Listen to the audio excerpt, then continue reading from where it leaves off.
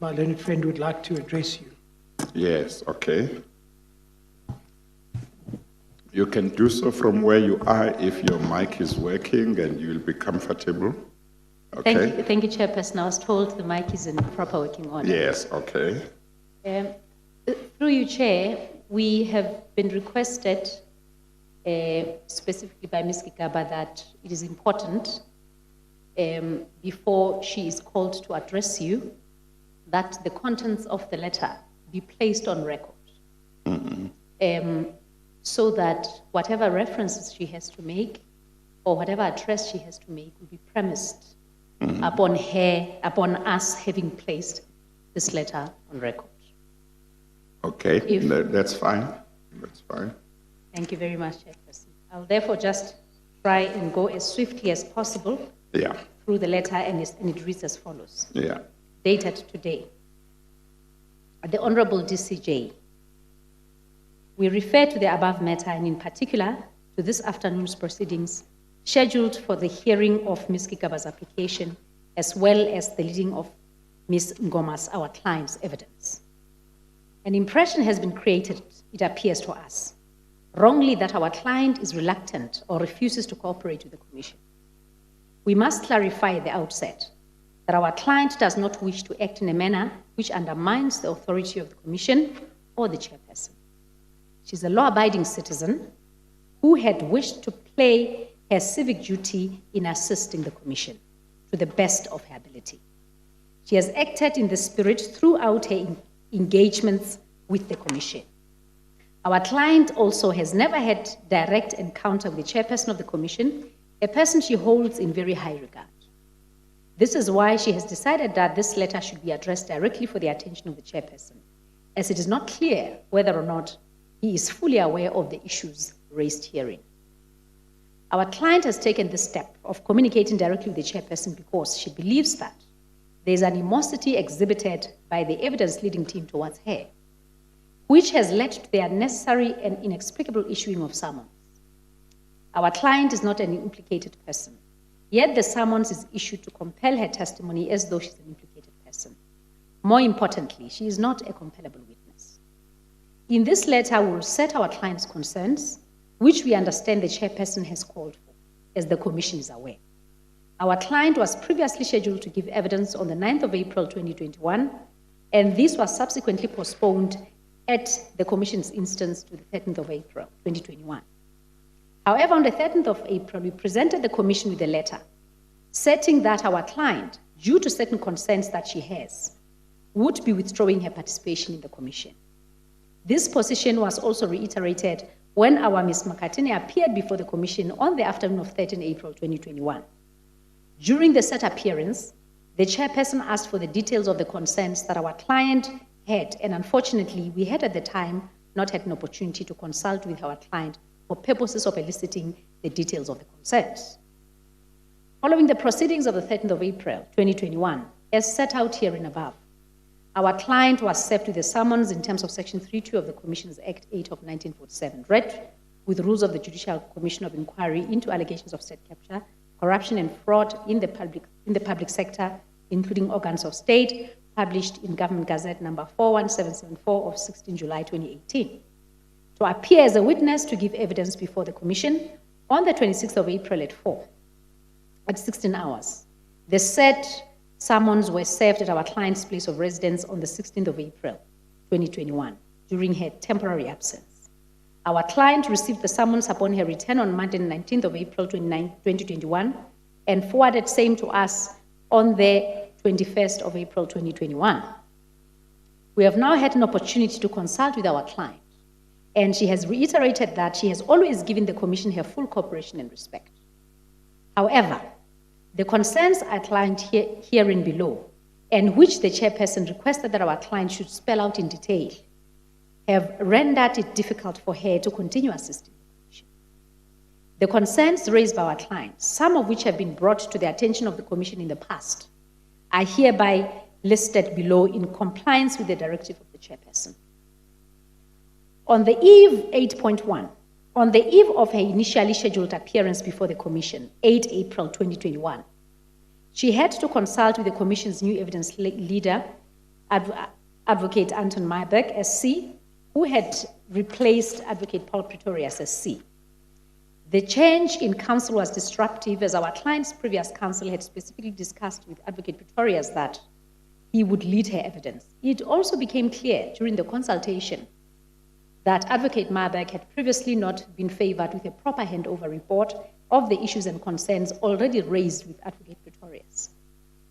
There had been a few consultations between our client and Advocate Pretorius previously, and significant progress had been made in preparing our client's evidence. This abrupt replacement of the evidence leader meant that our client had to go through the same process all over again. It is traumatic for our client to be forced to repeat the events of her testimony, since her marriage is in a state of collapse and there are minor children involved. The Commission shows no consideration and empathy to her position when it changes its legal teams for its own undisclosed reasons.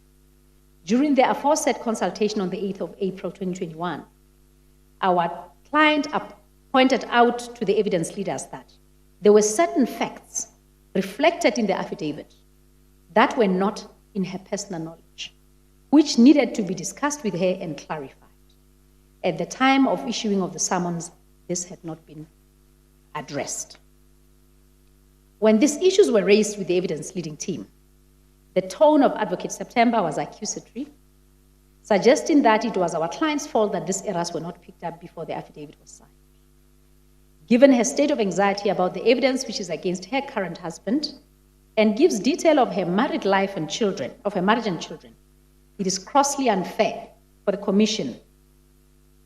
Commission evidence leaders to seek to shift blame to our client. Instead, as previously suggested by Advocate Myberg and agreed to by our client, these aspects could have been clarified in a supplementary affidavit. Serious security concerns pertaining to our client's safety had been brought to the attention of the Commission, and an undertaking was made that the Commission would look into this aspect. Our client had not heard from the Commission in this regard, nor has she been afforded any form of security or the courtesy of an explanation for the failure to do so. Our client's first affidavit was leaked to the media, and she brought her dissatisfaction with this to the attention of the Commission. This aspect exacerbated our client's security concerns. The Commission undertook that it would investigate the source of the leak and revert to our client. No update has to date been furnished by the Commission to our client around this issue.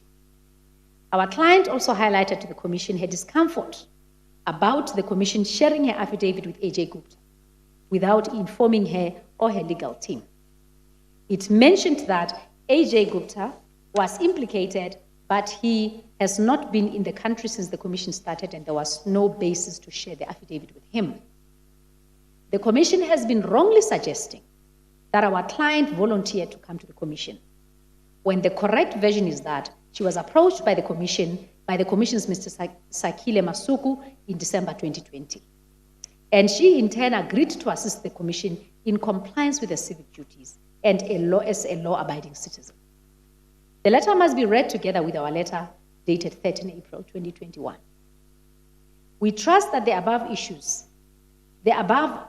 does set out the reasons for our client's non-appearance on the 13th of April and demonstrate that her position to do so was not in defiance of the Commission, but emanates from serious concerns which the Commission has failed to address. This is further demonstrated by our client's decision to attend physically today in order to explain her stance, which she would have done even in the absence of the unlawful summons.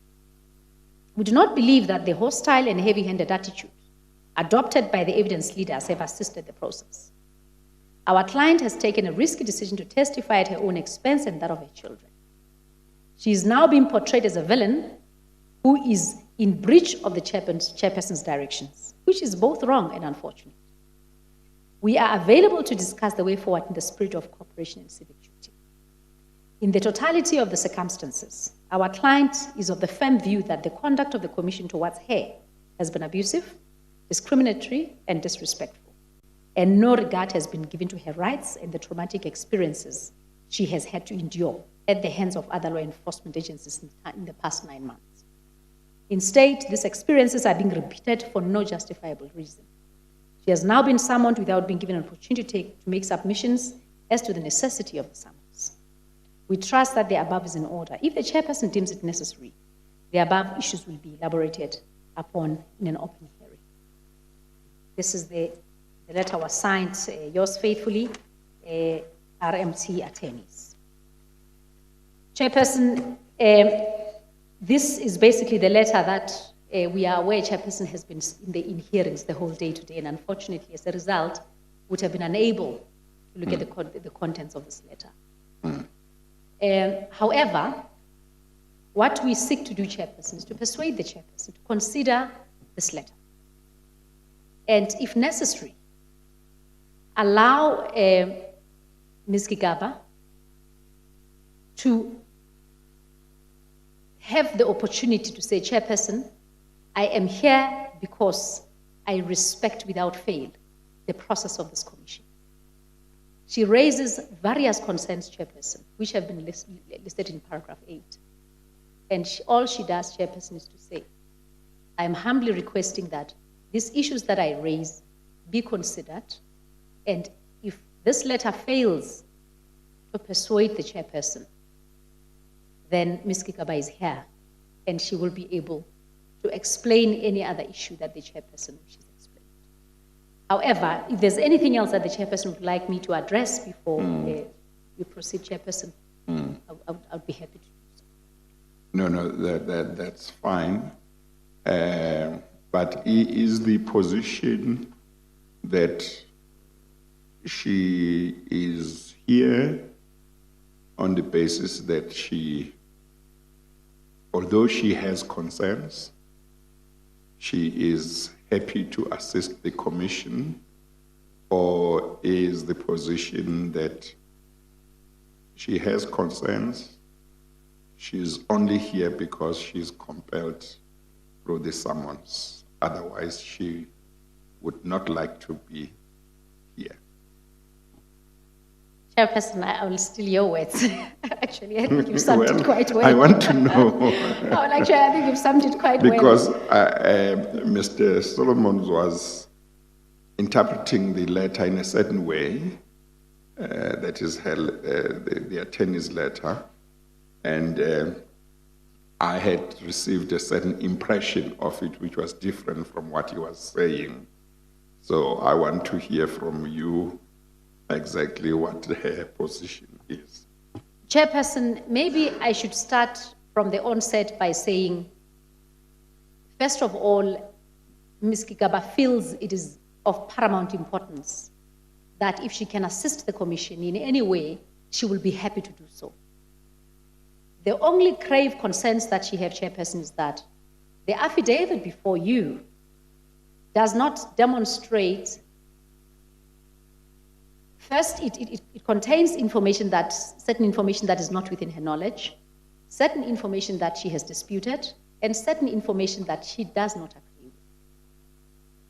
And she says, Chairperson, that unless that is brought clearly and explicitly to the commission, so that the chair is aware, amongst others, that, for instance, Ms. Gigaba is not happy with paragraph 1, 2, 3, 4, 5 for 1, 2, 3 reasons.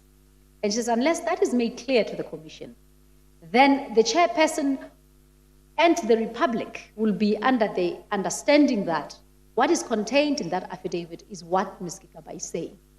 Hence, she's saying, Chairperson, through you, I am happy to file an affidavit to identify for the chairperson all the aspects that I say do not reflect that which I would want to communicate to the chairperson. Yes. I do also need to emphasize that she does act, Chairperson, that indeed she's not a compellable witness. She says so. And she says, Chairperson, she believes that she enjoys the privilege, the long discussion that was had earlier, Chairperson. Not only the privilege that falls under marital privilege, Chairperson, but further, the privilege against self-incrimination. And Chairperson, what is critical? Well, the one of self-incrimination is indeed is separate. So indeed, Chairperson. So that stands on a different footing. Yeah. Okay. Continue. Indeed, Chairperson. Absolutely, I agree. So, Chairperson, what she's simply saying is, it is important for her to demonstrate to the chair that she will not disrespect the direction of this commission. She expresses her reluctance in this letter, not only of the basis that she feels she's an uncompellable witness, but she raises a plethora of issues that she feels have caused her even further discomfort with participating further in the commission. Now, Chairperson, it's like you are confusing me even more. Because when you started, I thought you said she is saying she is happy to assist the commission. She thinks it's an important job that it is doing, but she just has certain concerns, and particularly she's concerned that in her affidavit there may be certain, or there are certain parts which are not within her personal knowledge, and she would like, or she would have liked, to have done a supplementary affidavit which would have identified those. Now, that's not a problem. That's somebody who says, I want to assist, but there is a problem with some of the, some parts of the affidavit. But then when you went on... Chairperson, I was going to point to. Is it the instructions that are difficult? I'm sorry, Chairperson. Maybe I'm probably tripping over myself in the process. I do apologize. Yeah. But that is the first part, to say I'm unhappy with aspects of my affidavit for the reasons I've already advanced. Then she goes further. She says, I come here with absolute respect for the commission and a civic duty that I take very seriously. And she says, that being the case, I am married to Mr. Gigaba still. She says, I believe for that reason alone, I am not a compellable. And therefore I would not like to be here if I have a choice. If I have a choice, I would rather not be here. Okay. I think that answers my question. She's not here by choice. No, she's not here by choice. She's here because of the summons. Indeed, Chairperson. Okay. Not only the summons, but she raises that very issue, Chairperson, in the last paragraph of the letter, where she says, I am concerned with the fact that an impression has been created out there that I have volunteered to come to the commission, when in actual fact I was called by the commission on this particular date and so on and so forth. Well, I seem to remember that she gave an interview to one of the television stations, and she said she would be prepared to give evidence before the commission if she was asked to. Is that not true? Chairperson, to quote her specifically, and I hope I will quote it as verbatim as she said it. The response to the question of whether or not she would be willing to come to the commission was, if I am requested by the commission to come through, I will be happy to assist my husband in issues where he needs me to help him remember. I will not go further than that. Okay, all right. But that is the response that she gave specifically to that question. Okay, all right. Thank you. Let me say, as I said earlier on, it is the duty of the commission, when it becomes aware of anybody who might have knowledge of information, or knowledge or information about matters that fall within its terms of reference, to approach that person and seek evidence, seek a statement, seek an affidavit, and if it is satisfied that the person knows matters that are relevant and material to the commission, to ask that person to make themselves available. And if they are not prepared to make themselves available to testify, unless they are compelled, to compel them. Indeed. So You might just be talking on television, or you give an interview to a newspaper, you say something. If the commission becomes aware that you may be having knowledge of matters that it is interested in, it will approach you. Indeed, and it would be a dereliction of duty if the commission would be aware of that and not approach you when it appears that you may have information that falls within the terms of reference. Indeed, Chairperson, I agree totally. Okay, all right. Thank you. And then let me just mention this. All concerns that your client has about how the commission may have treated her, how investigators may have treated her, or the legal team, requests that she may have made, or whatever, there's no problem with her articulating them. I will hear Mr. Mybeck might be able to say something about them, or some of them, either now or at a later stage when they've had enough time to look at the contents of the letter. But we are interested in making sure that if anybody has concerns and they articulate them, we look at them. And where we think the concerns have got merit, we will say so. Where they can be addressed, we want them to be addressed. Indeed so, Chairperson. In fact, that's the very reason why Ms. Gigaba actually said, I think it's important. I think to some extent, the chair is not aware of the concerns that I keep raising.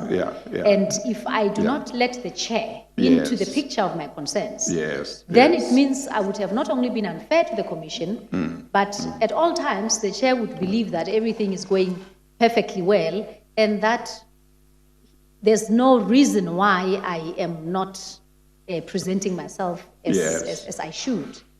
Yeah, no, that's very important. I think earlier today I may have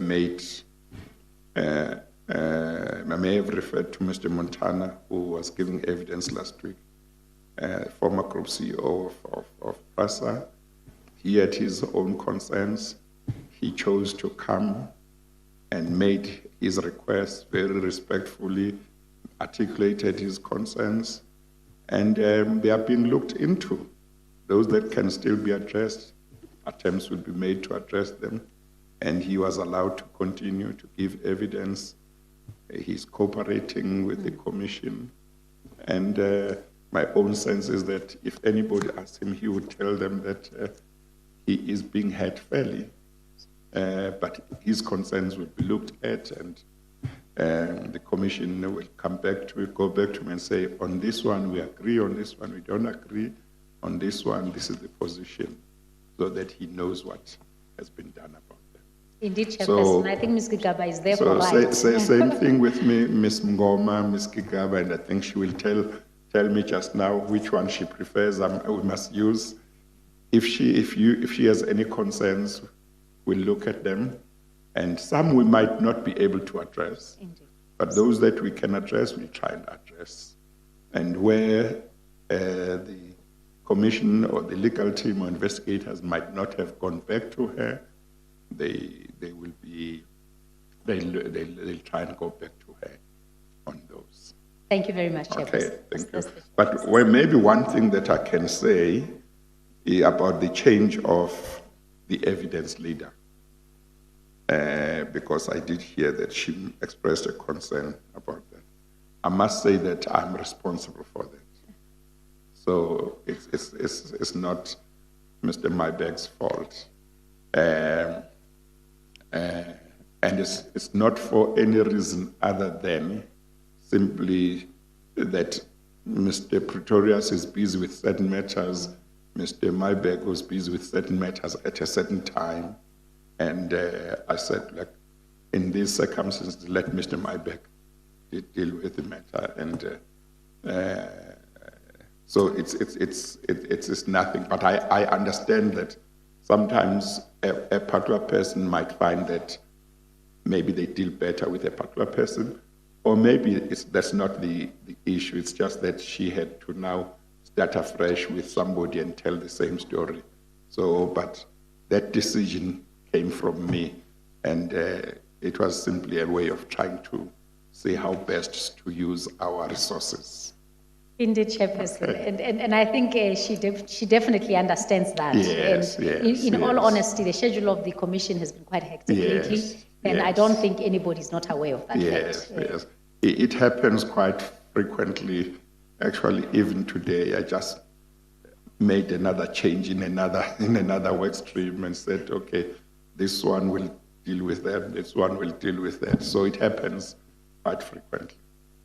Okay, thank you very much, Chairperson. Okay, thank you. And Mr. Maybeck, would you like to Chairperson, subject to your direction, I would prefer to lead Ms. Gigaba in evidence. Yes. I certainly do intend to respond to this, but I wouldn't like that to interfere with the presentation of her evidence. As you've mentioned, there might be things here that we need to investigate and look at a little bit more carefully. No, that's fine. Good evening, Ms. Mngoma, and you must tell us how you wish to be addressed. Is it Ms. Mngoma or Ms. Gigaba, or either is fine? Which one do you prefer? Either is fine. Okay, all right. Okay, you have been listening to the discussion, is that all right? The one thing which I didn't mention to your counsel, and maybe she's listening, is the issue of a supplementary affidavit. I would imagine that she should be fine with a situation where, as she goes along with her affidavit, with her evidence, she can point out what she would have corrected in a supplementary affidavit. Is that fine? Just put on your mic. Yeah. Switch it on. Thank you, Chair. I probably need to indicate, Chair, that if necessary, she can file it later on, but as she goes along, she says, no, this is not accurate or something. Would that be fine? I would absolutely probably request that it may be helpful, Chair, that she files the supplementary affidavit first. And I say this, Chair, for numerous reasons. Because you will see, Chair, when we file the supplementary affidavit, that not only does Ms. Mngoma query the nature and the character of the evidence, in addition to that which I've already indicated below. But I think, rather, Chair, it would be helpful to the Commission to not have her go through the affidavit and to correct it as she goes along. I think it would be more helpful to the Commission that she highlights those areas that, and which is going to indicate clearly why she's highlighting and why she is objecting to those aspects. And I truly think that for purposes of the Commission, that may truly be a better approach. Are you suggesting that oral evidence should be postponed until she has filed a supplementary affidavit? Chair, we did make that suggestion to the evidence leaders. Yes. And I know indeed, I must say that it was very clear that, of course, it is up to the chair. Yes, no, there is a problem with that. Indeed. But what your side could have done, or, well, I don't know how long ago you came into the matter, but very recently, her legal representatives could have prepared a supplementary affidavit even without involving the legal team to say, here are areas in her earlier affidavit that she wants to say A, B, C, D about, and this could have been made available to the Commission and the evidence leaders much earlier, or even if it was made available only today, we would have been able to see it before she starts her oral evidence. But postponing is problematic because we don't have the time. Chair, and I do apologize for that. I do appreciate that. Unfortunately, Chair, and I'll speak for myself in this regard, I came into this matter on Wednesday last week. Yes, yes. And unfortunately, I had a family issue to attend to over the weekend, which I could not get out of under any circumstances. And so I did say that if it wasn't for that, we would have finalized the affidavit. In fact, we have started waiting on the affidavit already, Chair. It is just that the client feels that that affidavit must not only be in the draft format that we have now, it must be specific enough to identify why she's unhappy with paragraph 1 or 2 or 3 or 4 or 5. Yes. But otherwise, what we had done was to globalize the issues so as to say, we are not happy with the affidavit because of the following. Okay. But her feeling is that, no, it must go specific to each paragraph as to why she disputes this and why she's not happy with it. Yeah, okay, all right. No, we will continue with your evidence, Ms. Ngoma, and but in the end, if there are aspects or parts of your affidavit that you believe do not correctly reflect the position, you are free to indicate that. Okay. Mr. Mybeck? Yes, thank you.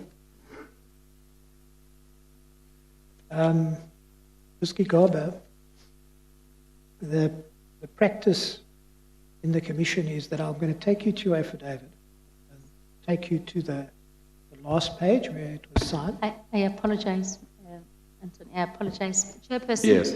I'm getting a note here from my attorney that says it will be critical to highlight, and I apologize for missing this point, that Ms. Gigaba feels that the affidavit which has been sought to be let on does not represent issues that she says. So far as to say, and I know that it's not going to be a step-by-step, paragraph-by-paragraph evidence, but it ought to be placed on record that she effectively says that the majority of that affidavit does not represent that which she says.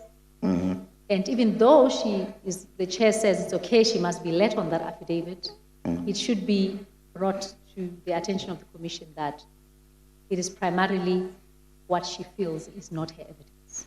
That's the chair. Okay, no, that's fine.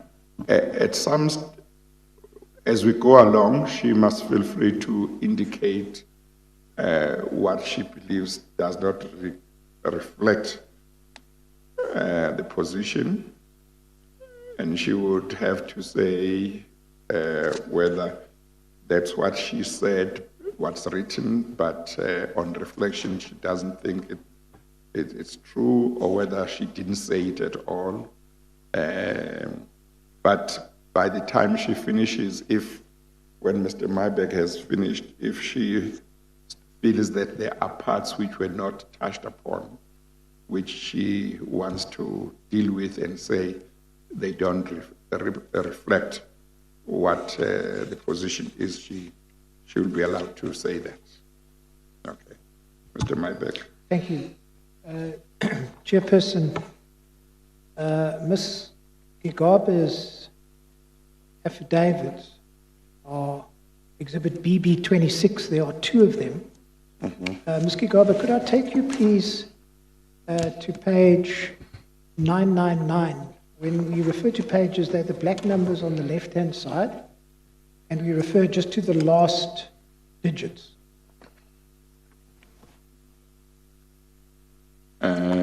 It's Transnet Panel 7, Mr. Mybeck. I understand so, Chairperson, yes. And what page? 999.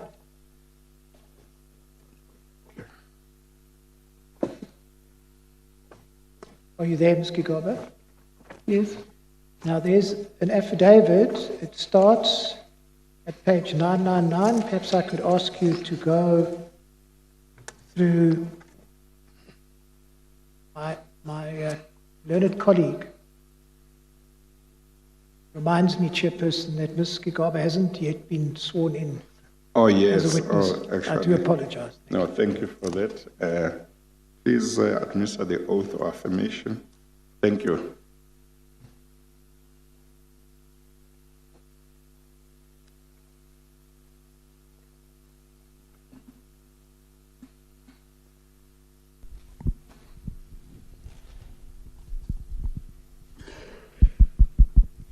Please state your full names for the record. Do you have any objection to taking the prescribed oath? No. Do you consider the oath binding on your conscience? Do you solemnly swear that all the evidence you will give will be the truth, the whole truth, and nothing but the truth? If so, please raise your right hand and say, "So help me God." Thank you. Sorry, you might have been speaking too softly, Ms. Gigaba. They might not have heard. Is that the concern? Yes, I'm told that the transcribers didn't pick that up. Yes, please raise your voice so it will be recorded.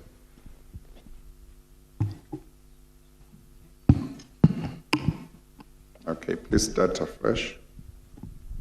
Please state your full names for the record. I'm Nomachule Gigaba. Do you have any objections to taking the prescribed oath? No. Do you consider the oath binding on your conscience? Yes. Do you solemnly swear that all the evidence you will give will be the truth, the whole truth, and nothing but the truth? If so, please raise your right hand and say, "So help me God." So help me God. Thank you. Was it audible? Huh? It is fine. Oh, okay, all right. Thank you. Mr. Maybeck. Yes, thank you. So at 999, if I can ask you then to turn to page 1016, you'll see that's the end of the affidavit.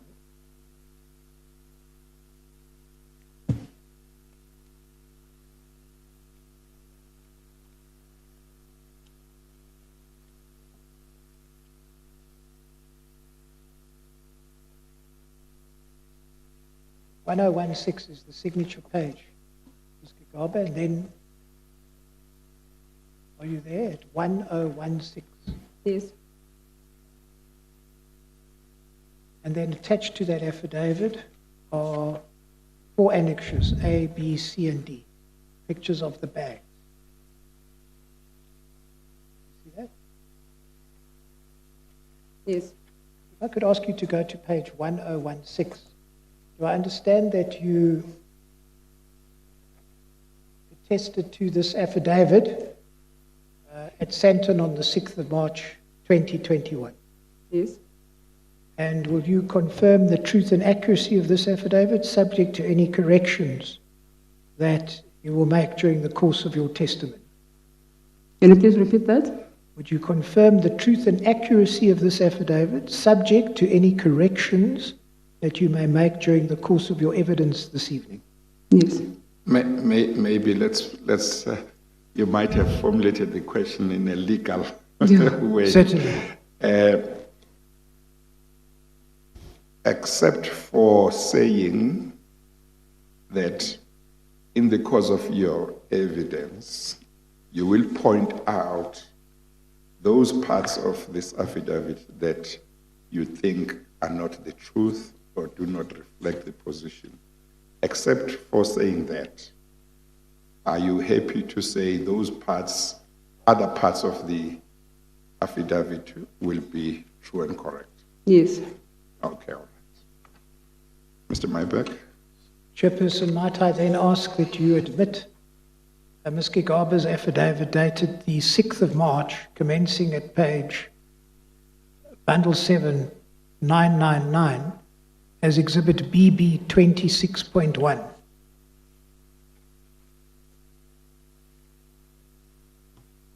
And the affidavit of Ms. Nomachule Gigaba, formerly Ngoma, which starts at page 999, is admitted as an exhibit and will be marked as exhibit BB 26.1. Thank you. Ms. Gigaba, you will see that you then deposed to another affidavit. It's a short one dealing with the threats. Yes. You'll find that at page 1021. And attached to that affidavit is one annexure marked NS1. Do you see that? Yes. Could I ask you please to go to page 1023? And would you confirm that you attested to this affidavit at Santon also on the 6th of March 2021?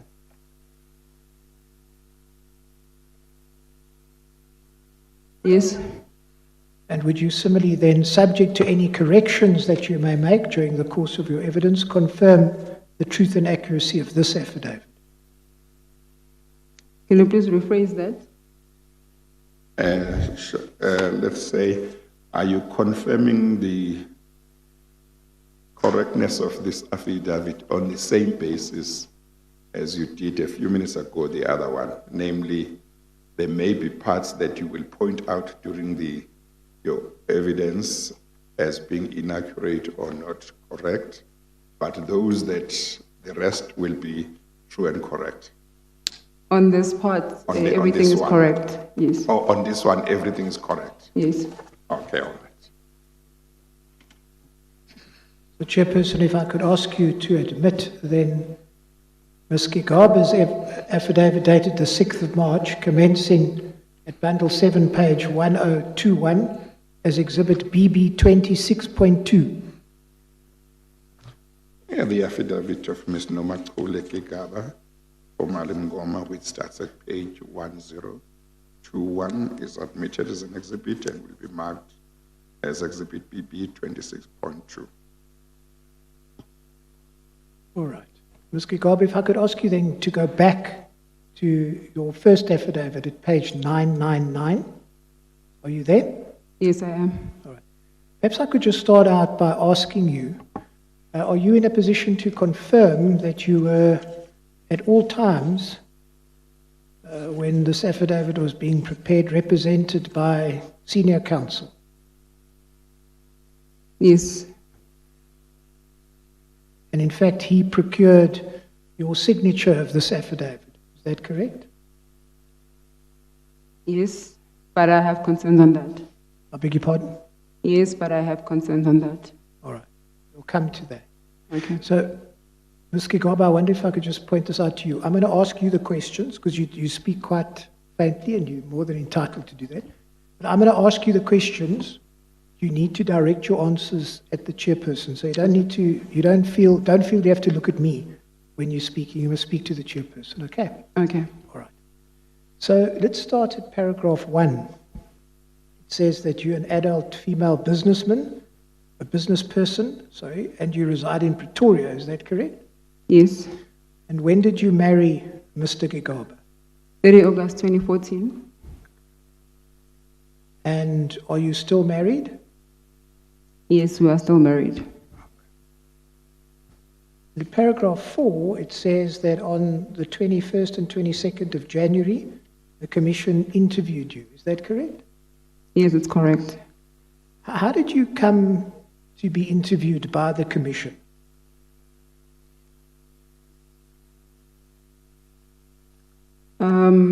Sakile called me and he told me that the commission wants to interview me. That's Sakile Masuku. Yes. And was that after your ENCA interview? Yes, I received a call the day after the interview.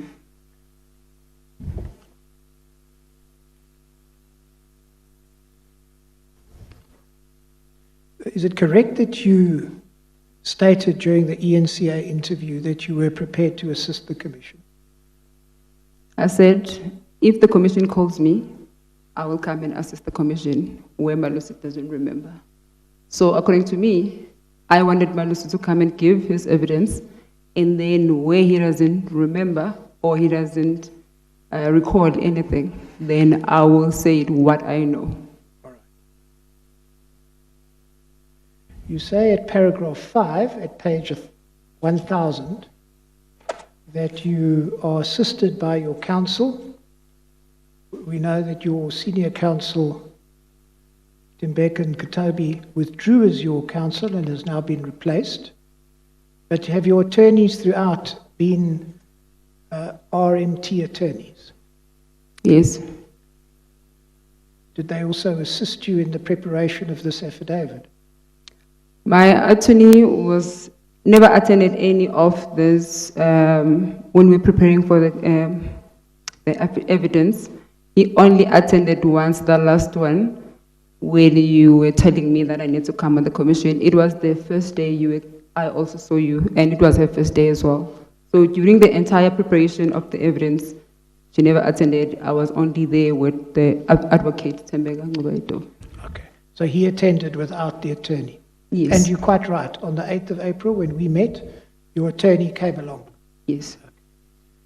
All right. And then there's a heading saying the government positions held by Malusi over the period from 2009 to 2018.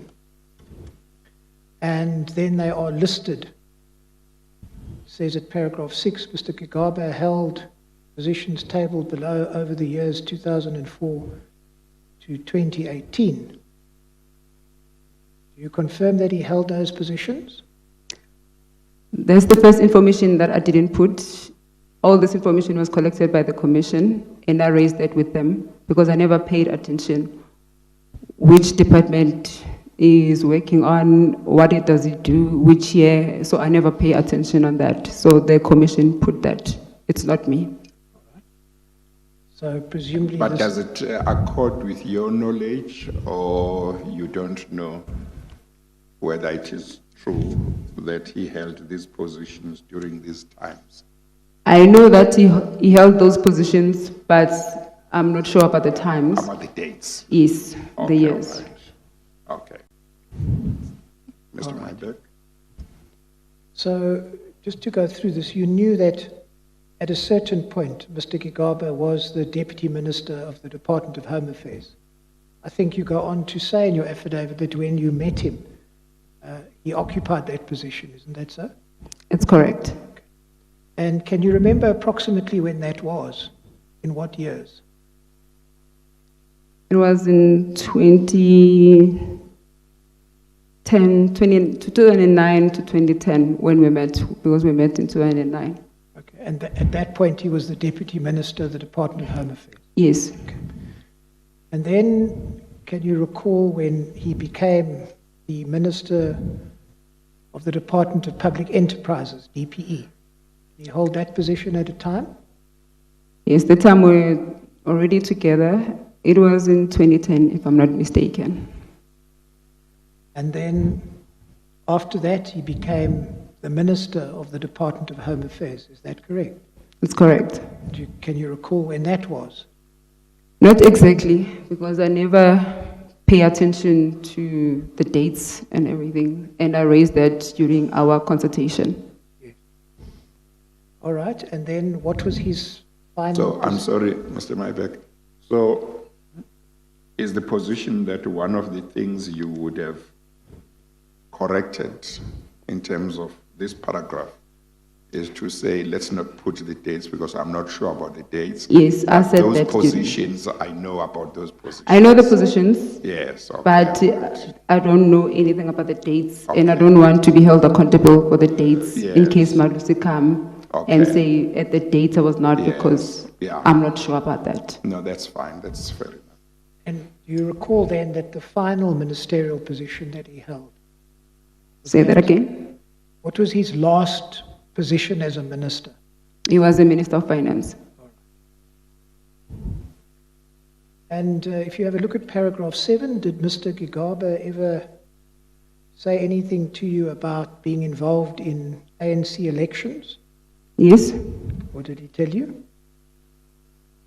I know at some point, I'm not sure which year it was, then he said to me he was the head of elections. Then you go on to deal with your relationship with Mr. Gigaba and the Gigaba family. When did you meet Mr. Gigaba for the first time? I don't remember meeting him for the first time. Or when did you meet him? I don't remember exactly, but I know that it was in 2009. Yeah, well, I was actually getting at the year. You don't need to be more specific with the day. Okay. All right.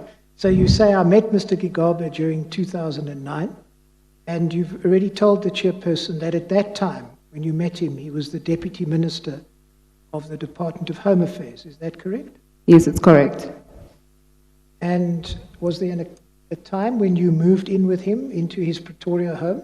Yes. Can you remember when that was?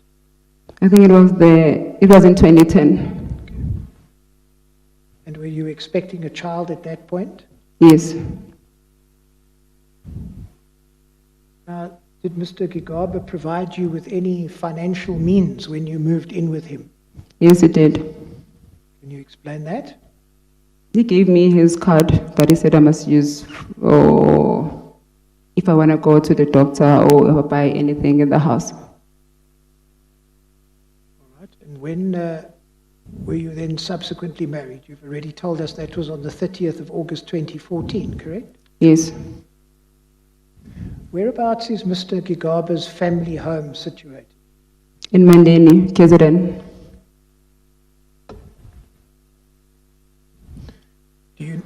Mr. Gigaba, how many sisters does he have? He has 2 sisters. One of them, Gugu Gigaba. Yes. And do you know where she's employed? Yes. Whereabouts? Transnet in Joburg. And Mr. Gigaba's other sister, what is her name? It's Nozipo. And do you know where she worked? Last time I know, she worked for Sahara. I'm not sure about the name properly, but it was the company for the Guptas, the one in Midrand. But it's the Sahara one. Sahara Computers? Yes. Sahara Computers? Yes. Okay. All right. And was there a time where she lived together with you and Mr. Gigaba? Yes. All right. Now, the next heading deals with meeting the Guptas and visits to the Gupta residence. And you'll see that that's a part of the affidavit that goes on for that page and the next page, and page 1033 and 1044. Quite a lengthy section. So let's work our way through this.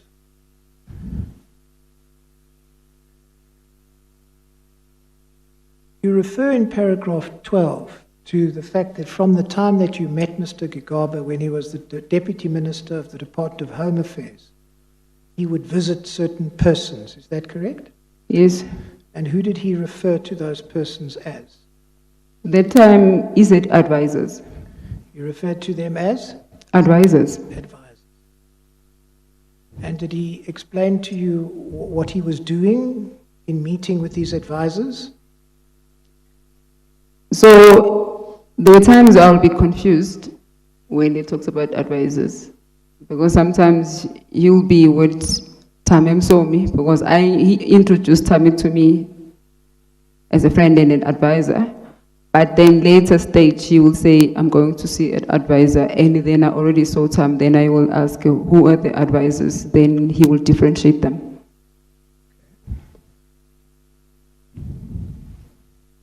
So at this point in time, did you know who his advisors were?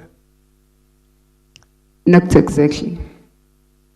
And if I understand your evidence, did you make a presumption, did you presume that he was talking about Tami Masomi? Yes. And who was he? I think at the time, Tami was his chief of staff at Home Affairs.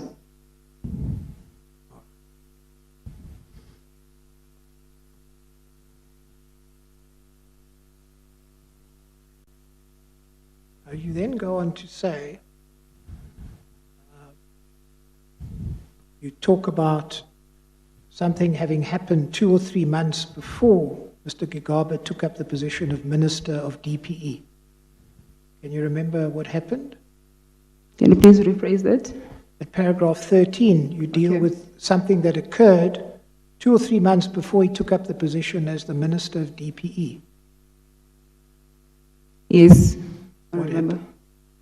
He told me that he will move to the Department of DPE, and I asked him, what is DPE, because I didn't know what is DPE at that time. Did he tell you where he had received this, or from whom he had received this news, that he was going to move to being the Minister of the DPE? Then he said he heard it from AJ. AJ who? AJ Gupta.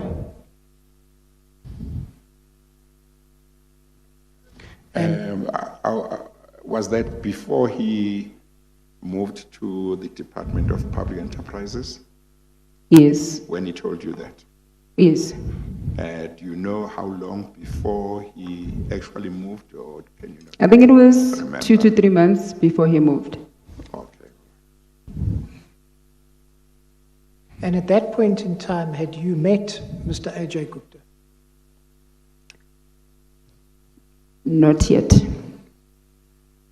Then perhaps you could tell us, how often did Mr. Gigaba visit his so-called advisors once he became the Minister of the DPE? Can you remember?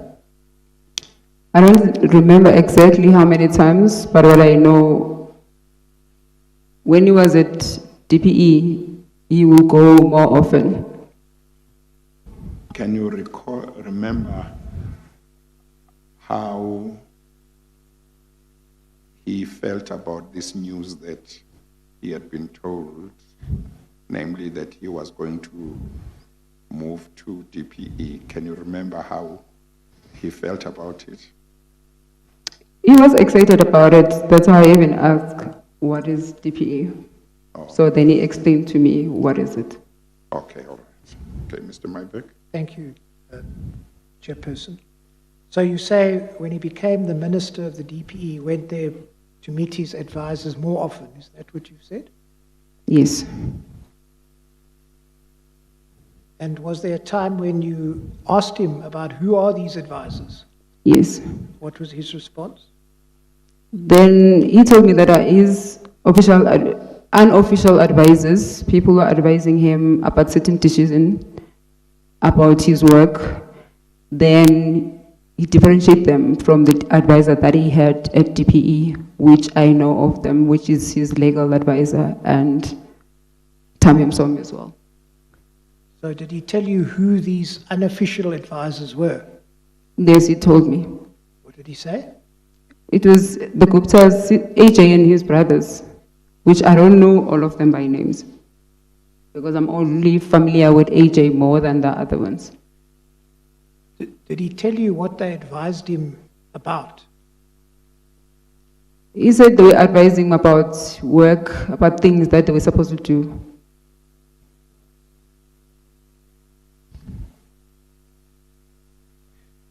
Did the frequency of Mr. Gigaba's visits to the Guptas ever cause you concern? Yes. And happiness? Could you explain that?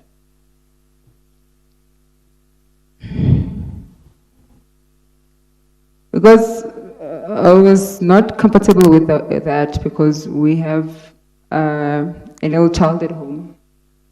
So, which I don't want to talk more about that. I don't want to involve my kids on this. Sure. All right. And when you raised that concern with him, what was his response? Then he said he will introduce me to them so that I can be comfortable with them. And did he tell you why he needed to meet these advisors? I think the reason he said he needs to, so that I can understand when he's with them, who are they? I see. Now, in paragraph 16, you deal with Mr. Gigaba's visits to his advisors when Parliament was sitting, and then when Parliament was in recess. Perhaps you could just take the chairperson through that. Can you So please repeat your question? when Parliament was sitting, when would Mr. Gigaba go to Cape Town in a typical week? Most of the time, he will go on Monday evenings or he will leave on Tuesday mornings.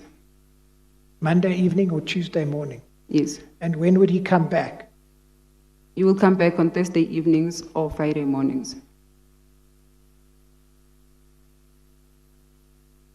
And would he then, when Parliament was sitting, would he inform you as to when he was going to the Guptas? Sometimes he will go before he flies to Cape Town, or sometimes he will go when he comes back from Cape Town.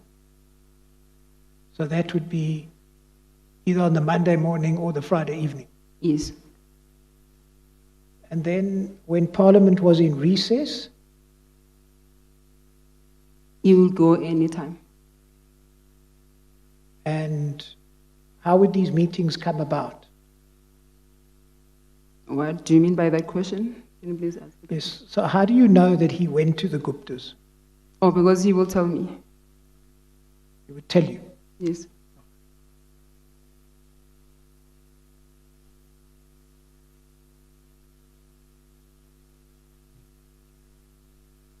When did you first meet Mr. Gigaba's advisors? You mean the Guptas? Yes. Oh, when our son was born. Sorry? When our first son was born. And in what year was that? It was in 2011. 2011. Yes. And how did that meeting come about? You deal with this at paragraph 17.1. Because AJ wanted to meet our son. So he told me like a few times that he wants to meet our son.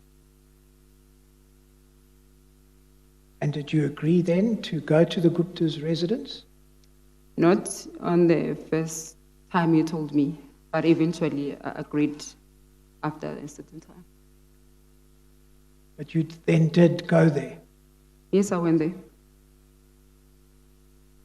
And who did you meet at the Gupta residence on this first visit? AJ, his wife, his son, yeah. And what happened during the course of that meeting? It was not a meeting, it was a visit.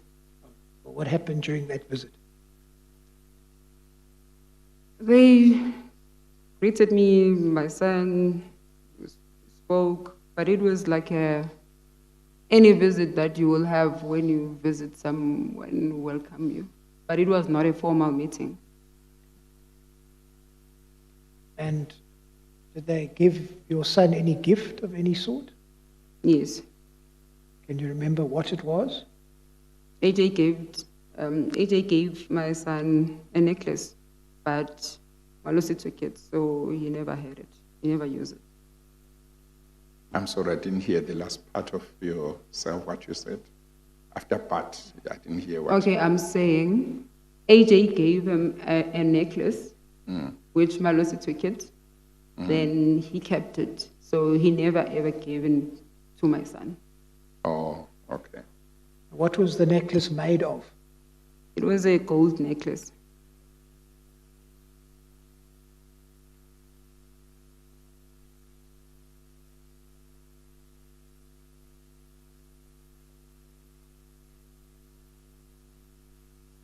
Now that's in 2011, so that was your first visit. What happened in 2012? In terms of visiting or in terms of In terms job? of visiting the Saxonwold compound. Did you go there in 2012? Yes, we did visit. How often did you go to the Saxonwold residence in 2012?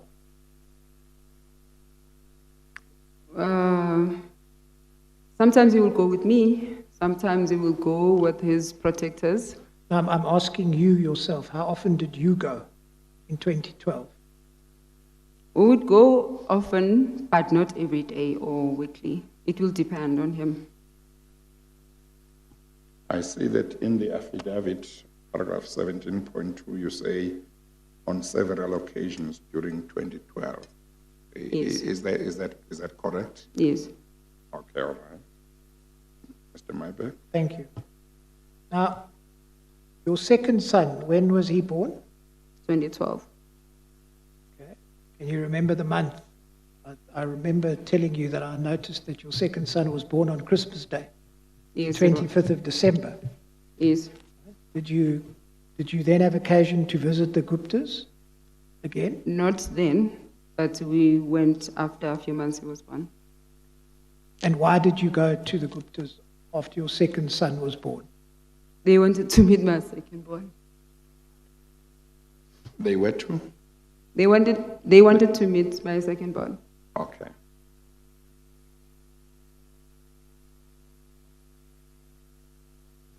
Now, in 2013, did you attend the Gupta wedding? Yes, I did.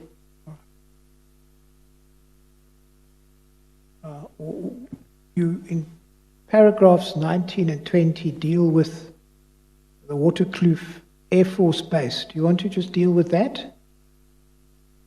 Say the question again. Did you go to the Waterkloof Air Force Base? Yes, I did. Did you go there before or after the wedding? I only went before the wedding. Was it the day before? It was the day before. Can you remember what day of the week that was? I don't remember, because I don't remember what day was the wedding. But it was a day before the wedding. So how did it come about that you went to Waterkloof? Malusi asked me to accompany him to go welcome the Gupta family at the Waterkloof Air Force. And what did you do there? What did I do? Yes. I went there with them. We waited for them. But I sat inside the airport with my son. So he went out to fetch them. And then okay, what? I'm not sure. Just want to make sure that. So the two of you and your sons went to Waterkloof. Is that right? Yes. And the purpose of going there was to welcome the guests, yes. the Guptas, the guests. Yes. Okay, and you brought your sons with you? Not sons, we only took the older one. The older one? Yes. Oh, okay. All right. Thank you. Continue, Mr. Maybe. Yes, thank you. And then on the day of the Gupta wedding, did you accompany Mr. Gigaba? Yes, to the wedding.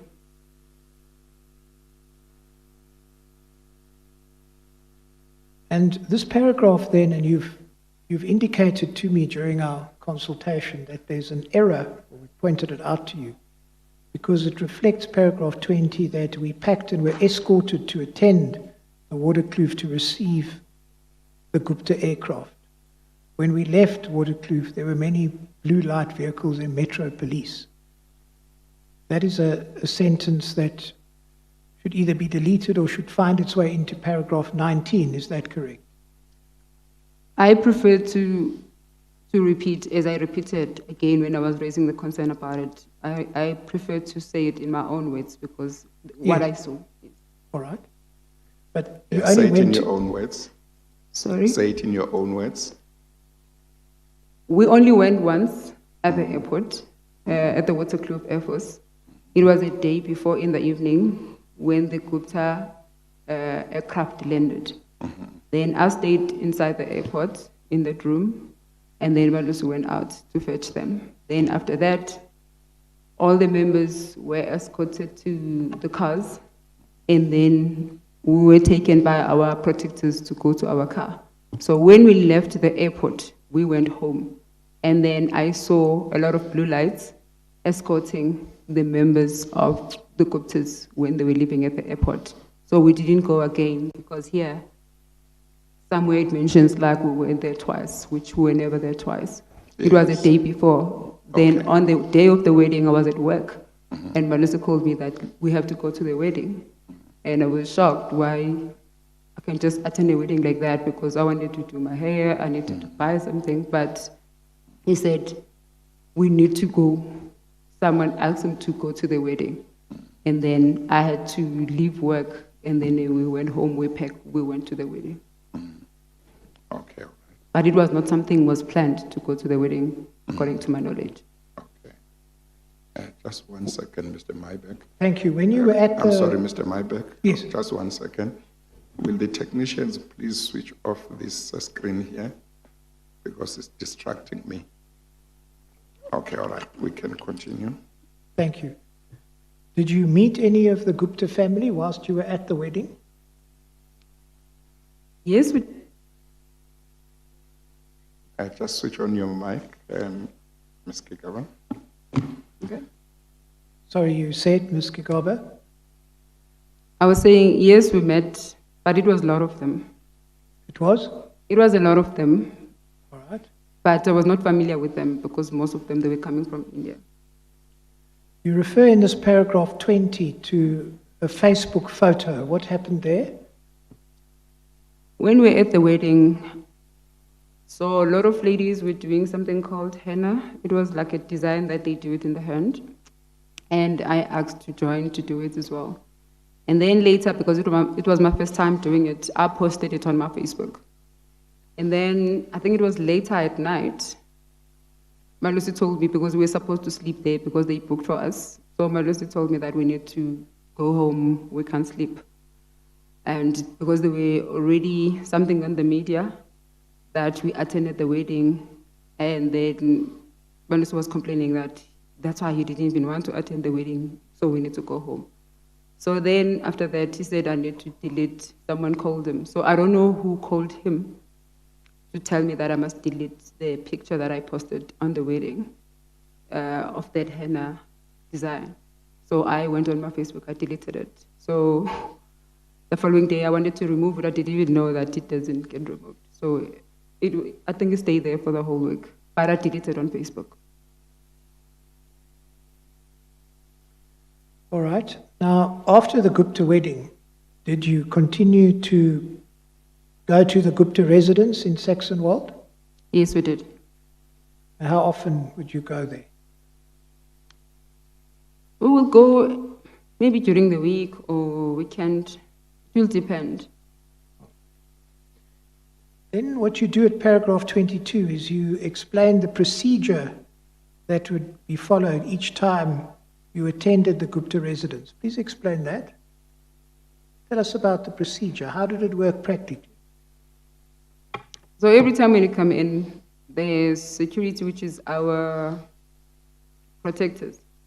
So they will tell their protectors, because there were a lot of protectors outside who will be there, and they will tell them that we're here, and they will open, and one of them will take us in the house, and then someone will come and call AJ, and then someone will come, maybe offer us some drinks or something. Then later AJ will come and talk to us. So mostly it was like that all the time. So can I just ask you? Just 1 second. The transcribers, can you hear the witness well?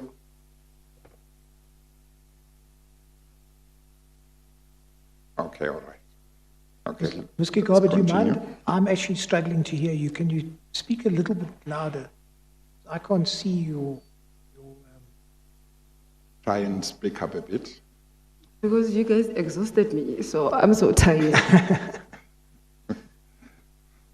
All right. So you were saying that AJ would arrive. Just explain how that would work. Say that again?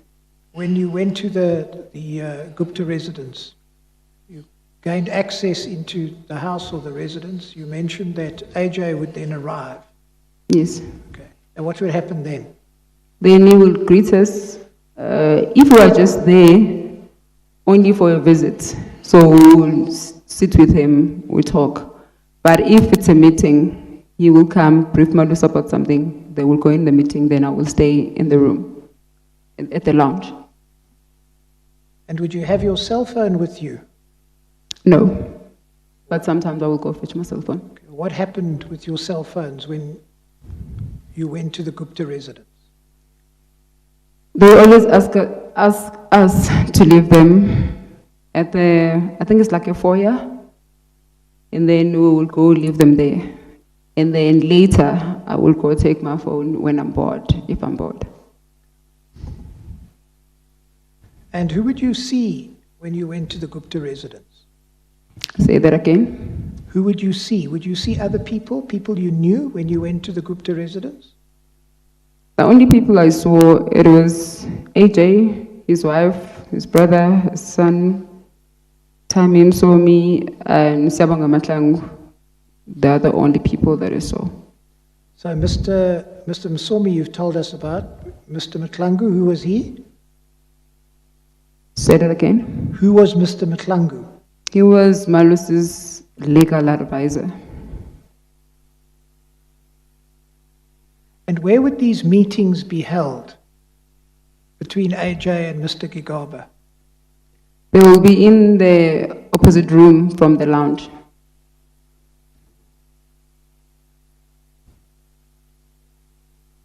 Did you ever ask Mr. Gigaba why you had to turn in your cell phone? Yes, I did. And what did he say? Because he said some of the information was confidential, so we had to leave our phones. But it was not something was strange for him, because most of the time when I call him, his phone will be answered. Maybe Weston is at work.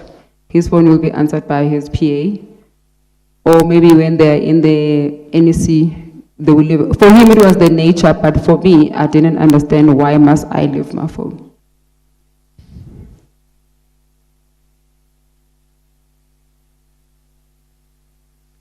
Now, you've mentioned to us that you saw Mr. AJ Gupta, Mr. Matlangu, and Mr. Msomi. Yes. There. Did you see anybody else attending meetings? No. But I knew that they were inside, because you can hear the voices of people in the room. And when AJ will come and brief him, I know that there will be people. But I don't want to say who was it, because I've never seen them. And when you went to the residence, did you sometimes find cars already parked there? Yes, there were a lot of cars. What sort of cars? Cars similar to our cars, which is like state cars. Okay. How did you know they were state cars? Because of the blue lights at the front, and also the bodyguards, because most of them, they dress the same, and the car, they mostly similar. It's either I don't know how to explain the nature of the cars, but it's similar, most of the cars. Now, you've mentioned that when you went to the Gupta residence, AJ would meet with you, and he would hold discussions with Mr. Gigaba, and then they would go off to the meeting room.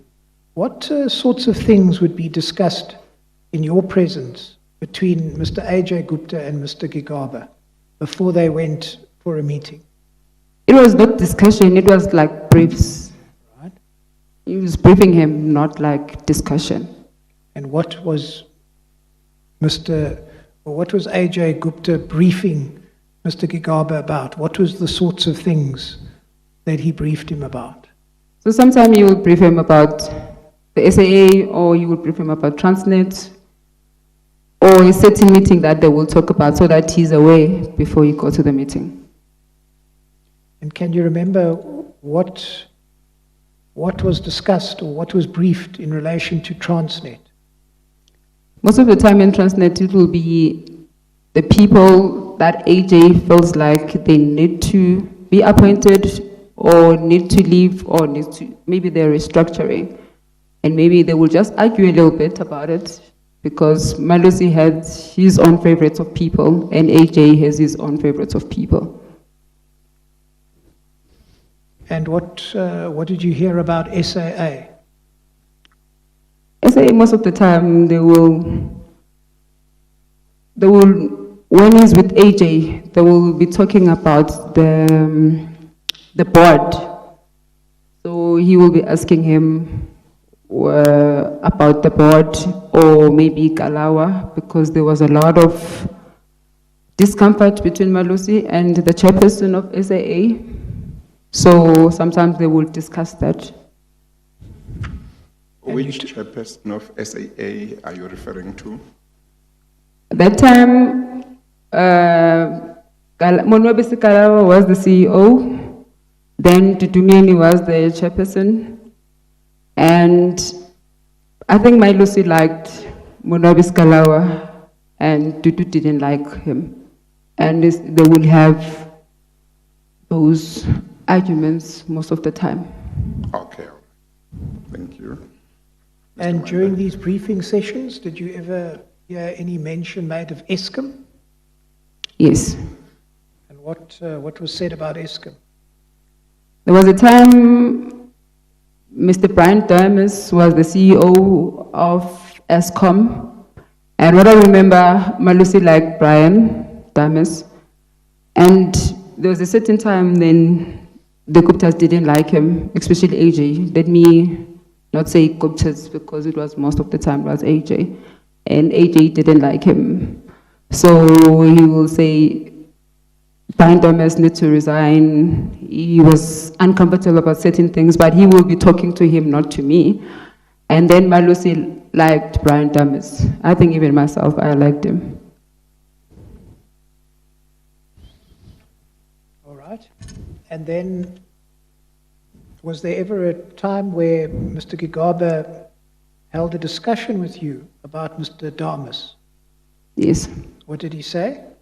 He told me that the Guptas don't like him, and he doesn't understand why they don't like him. And I think they told him that there will be a new restructuring, someone else will move to Eskom, and then Brian Dames will leave. But I didn't know how the process is going to happen, which few months later it happened. All right. These visits to the Gupta residence, how long would they last for usually? Hour to 2 hours, but not more than that. An hour to 2 hours? Yes. Then at page 1005, I'm sorry, Mr. Mybeck. I just want to make sure that I understood this. Paragraph 26 of your affidavit. Yes. You say at some stage, Mr. Gigaba told me that Mr. Ajay Gupta wanted him to get rid of Mr. Brian Dames. Having met Mr. Dames, I asked Mr. Gigaba why, and he said that the Guptas do not like Mr. Dames because there are things that Mr. Dames was supposed to do but did not do. Yes. That's correct. Is Yes. it correct? Yes. Okay. Mr. Mybeck. Thank you, Chairperson. Ms. Gigaba, you then go on to deal with meetings held at our home. Whereabouts was that? Is that the ministerial home in Pretoria? Yes. And you start by dealing with meetings with the Guptas. It was not a lot of meetings. I think AJ only came twice to our home. He came to your home? Sorry? You say that AJ came to your home? Yes. Right. How many times? I only remember twice. And whereabouts, what did he do there? They had meetings, but it was the two of them in the meeting, so I was not a part of the meeting, but I saw him because I went to greet him. And whereabouts, in what room were the meetings held? So the way the house is structured, there's a upstairs, because when I said it was underground, they questioned me.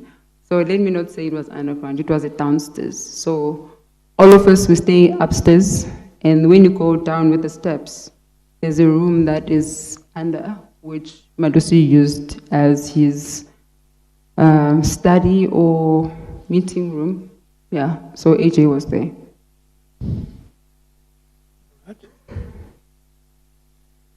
And did Mr. Gigaba tell you what he was meeting AJ Gupta about?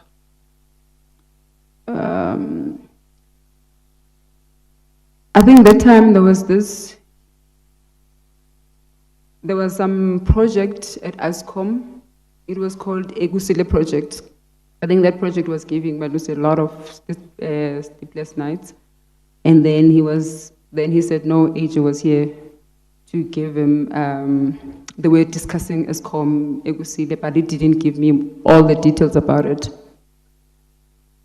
So what ESCOM project was giving Mr. Gigaba sleepless nights?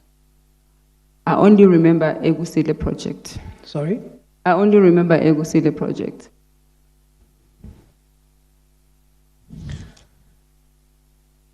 Then you go on to deal with meetings with Mr. Gigaba's staff.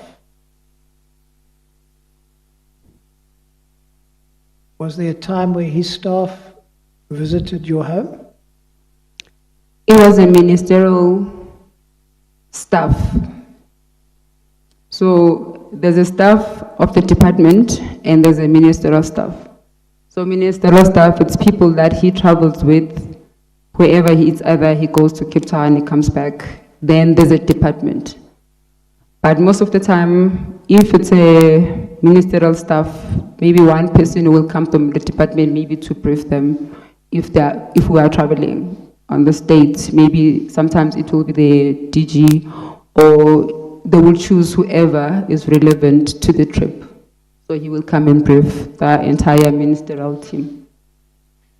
I'm sorry, Mr. Mape, can I go back to paragraph 29? Did it ever happen that Mr. Gigaba told you that he and Mr. Gupta, Ajay Gupta, were discussing any projects at Transnet? Yes. Tell me about that.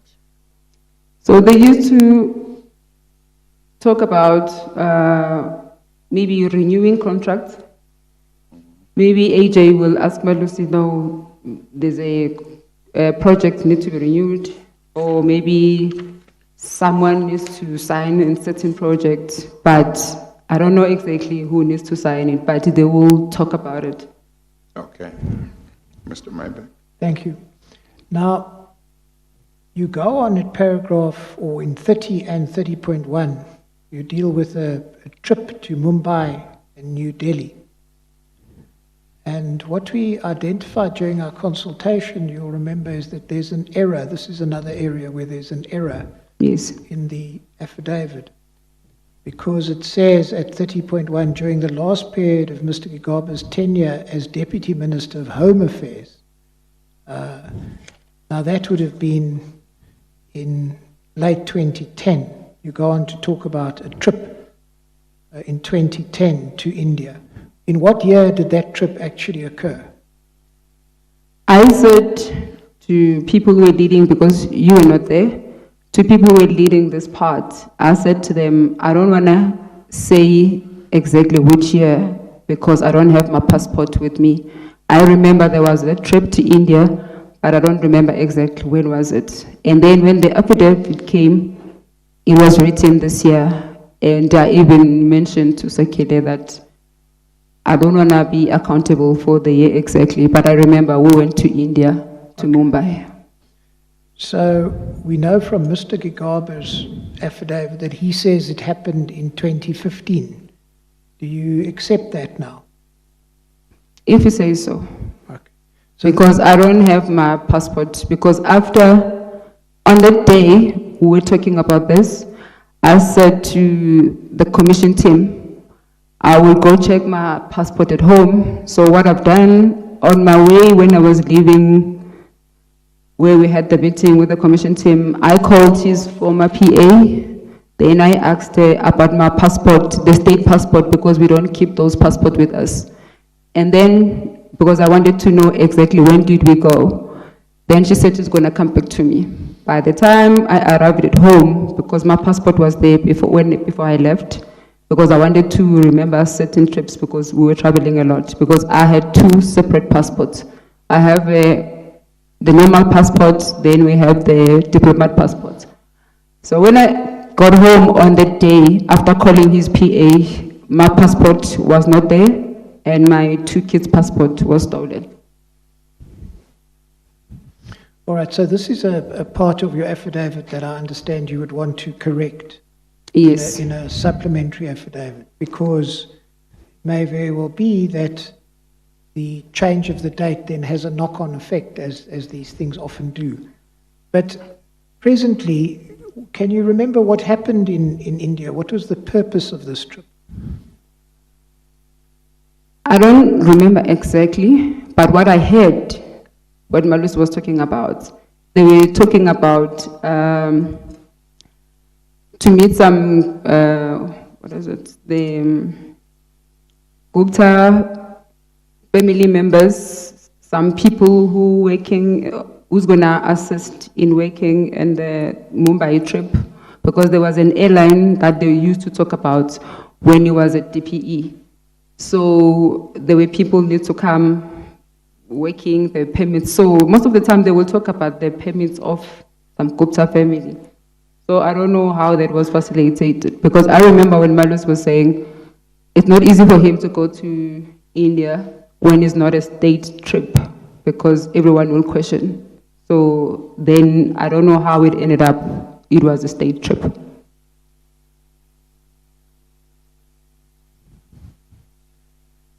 All right.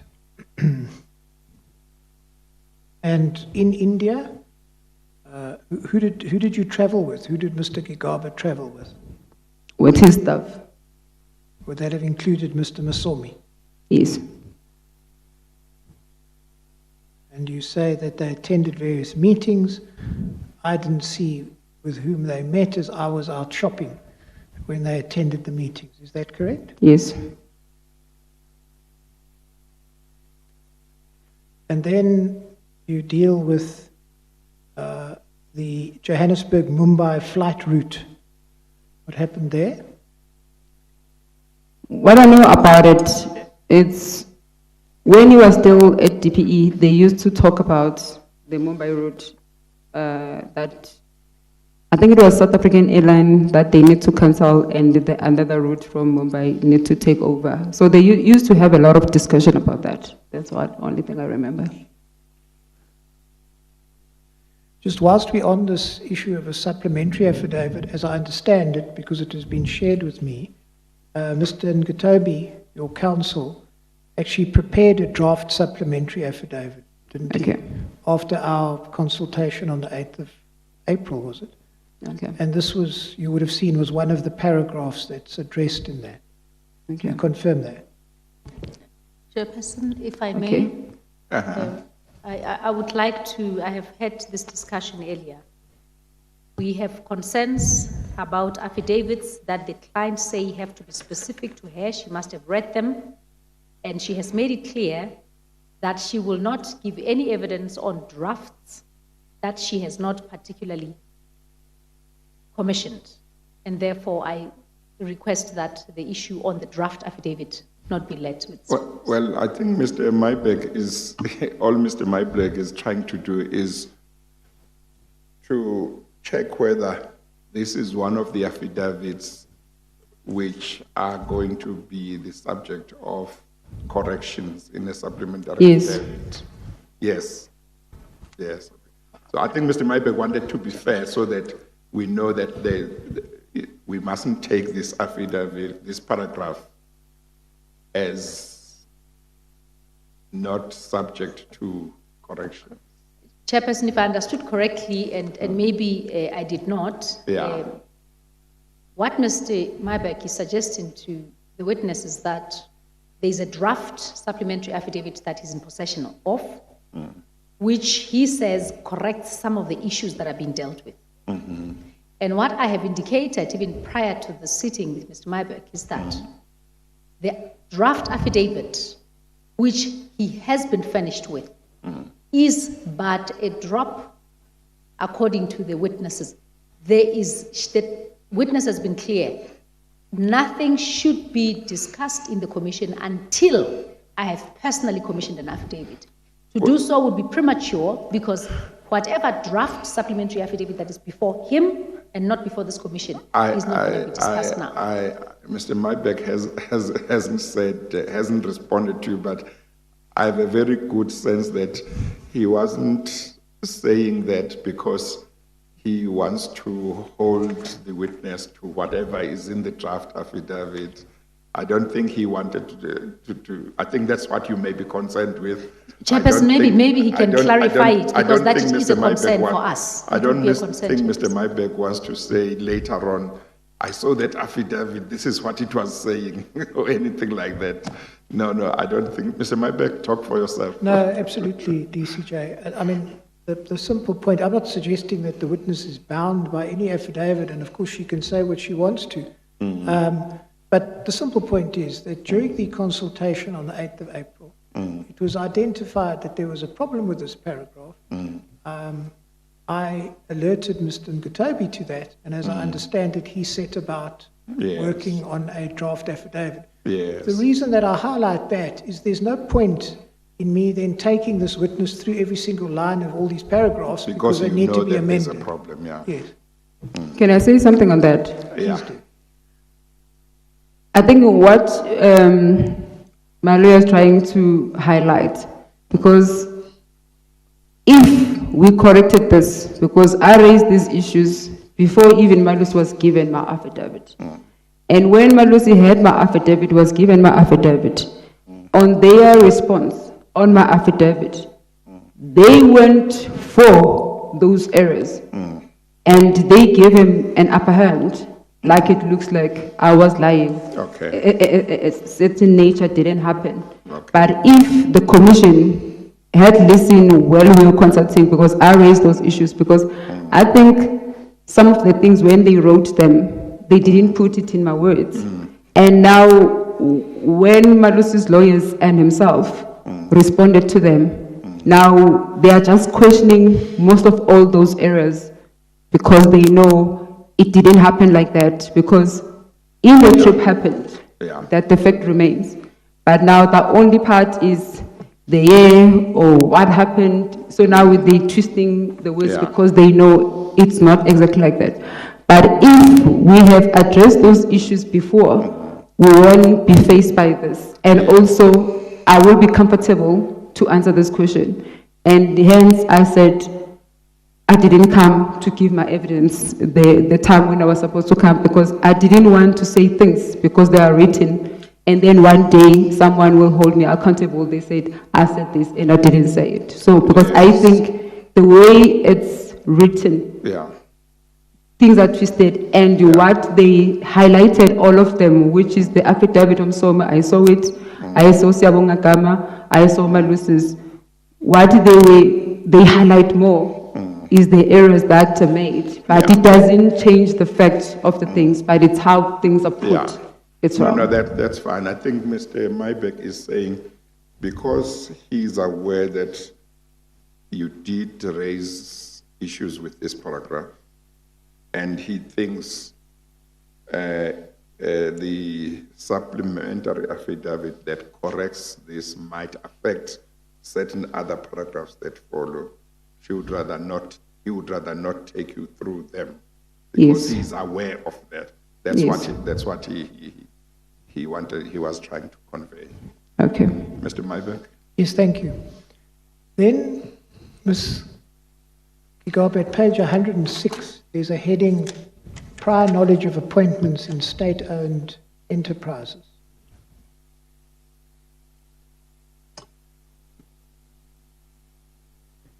Now, you deal at paragraph 31.1 with a new age breakfast,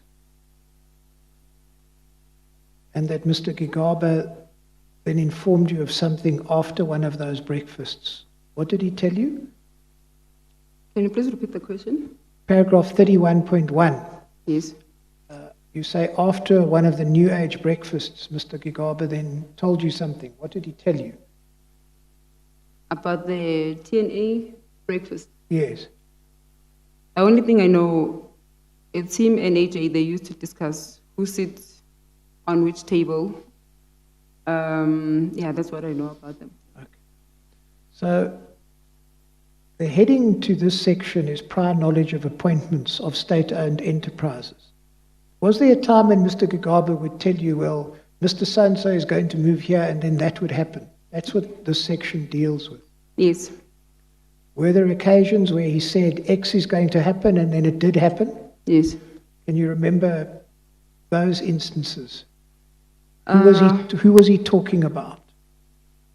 I remember when you say Brian Damis would leave at ESCOM, then Brian Brian Molefe will go to ESCOM. So I knew that before it happened, and it happened. Okay, so he said to you that Brian Molefe would go to ESCOM? Yes. And I think you've I mentioned think that... even Gama also, I knew before we even, I knew before they were even appointed. So he told you... Maybe let's take one at a time so Yes, it's clear. certainly. Let's talk about Mr. Brian Molefe. You say that after one of the New Age breakfast sessions, Mr. Gigaba told you that Mr. Brian Molefe was going to be moved from Transnet to ESCOM Holdings Stock Limited, and you say he told you this before Mr. Molefe was officially appointed to ESCOM. Yes. He told you that the Guptas wanted Mr. Molefe at ESCOM and not Mr. Brian Dames. Is that correct? Yes. Okay. You didn't put a date here. Do you have some recollection of which year it may have been? No, I don't remember. What I know, he was the minister of DPE at that time. He was minister at DPE Yes. at that time. Yes. Now, And it was during the time where they used to host a lot of TNA breakfast meeting on SABC2. I'm sorry, just repeat that, please. I'm saying it was around the time they used to host a lot of TNA meetings at SABC2, Morning Live in the morning. Yes, okay. Now, Miss Lynn Brown was giving evidence last week, and she said she was appointed as Minister of Public Enterprises at some stage in 2014. So I think it would have been after the general elections of 2014. So if you say that Mr. Gigaba told you this while he was still Minister of Public Enterprises, it would mean that he told you this either at some stage during the first half of 2014 or earlier. Yes. Would you say that? Yes. Okay, all right. Is there a chance you might be mistaken about that?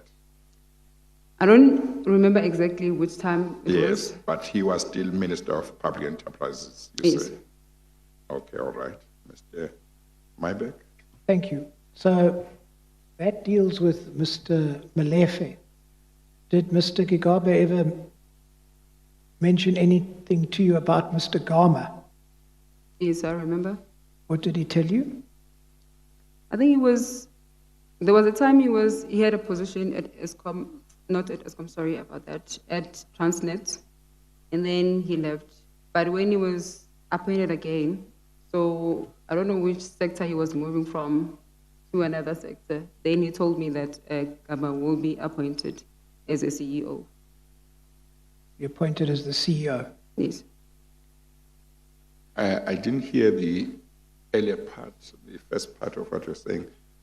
Were you saying that you are not sure where... Because what I know, Siabonga was already at Transnet. Yes. So when he was appointed as CEO, he was not arriving as a new person. He was not coming from outside. Yes, because I remember that. Yes. Yeah. Well, Mr. Siabonga Kama was CEO of a division of Transnet at some stage, TFR, and he was dismissed in June 2010, and he was reinstated in February, or the settlement agreement was in February 2011. He started or resumed duties in that position of CEO of TFR, namely a division of Transnet, I think in April 2011. And then later on, when Mr. Brian Molefe was seconded to ESCOM in 2015, April, Mr. Kama was made acting group CEO of Transnet. Of Transnet. And then I think later on he was appointed. So that's yes, what the I only commission remember said. that last part of him because The I was not last familiar part. with him 2011 and 2012. Yes, okay. So you heard that he was going to be appointed as Chief Executive Officer of Yes. Transnet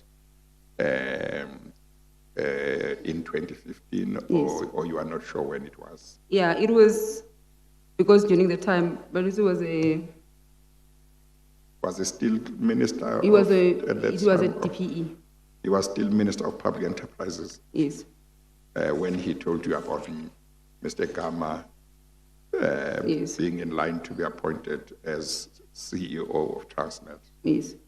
Okay, and you don't think you are mistaken about the fact that he was I'm not DPE sure at exactly the about time? the year. Yes. You are not sure whether he was still at DPE at that time, that is Mr. Gigaba, when he told you. Could it be that he was no longer Minister of DPE at the time? He was. He was. Yes. Okay. Because we went in Cape Town to attend some function. It was an ESCOM function. Yeah. But the Gama was not there, but Brian Medifo was there.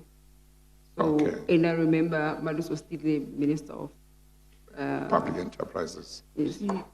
Okay. But Mr. it just, Michael? I don't remember exactly about the years. Okay. And no, that's fine. I said that to the commission that I'm not Yeah. sure about the years because I was not keep on track of everything that he was doing. No, that's fine. See, Ms. Gigaba, perhaps to be of some assistance to you, this is another issue that we looked at during our consultation. Because as the chairperson has pointed out to you, in 2011, Mr. Gama was reinstated as the chief executive of Transnet Freight Rail. And that was at a time when Mr. Gigaba was the DPE minister. He was then, in 2015, made the group chief executive of Transnet, by which time Mr. Gigaba was no longer the DPE minister. And as I recall, you talked about being put back into a position. Do you remember that? Because what happened is, that's the reason I said I don't want to put times on certain issues. What I wanted to highlight is like every time when something will happen, he will say it before. So he will come and say it. And when I was giving my consultation, I said, I don't want to put exact times with what he was talking about. What I wanted to highlight is like each and all of them, when they were appointed, we knew before because he will tell me about it maybe 2 to 3 months before that so-and-so will go to this one or this one will move. Some, he'll be sad about it. Some, because there's nothing he can do. So it was those kind of topics. So I knew that Mr. Gama will be brought back to the position. It's just like I don't know when. But I knew also about Brian, that Brian will move to ESCOM before he was appointed to go.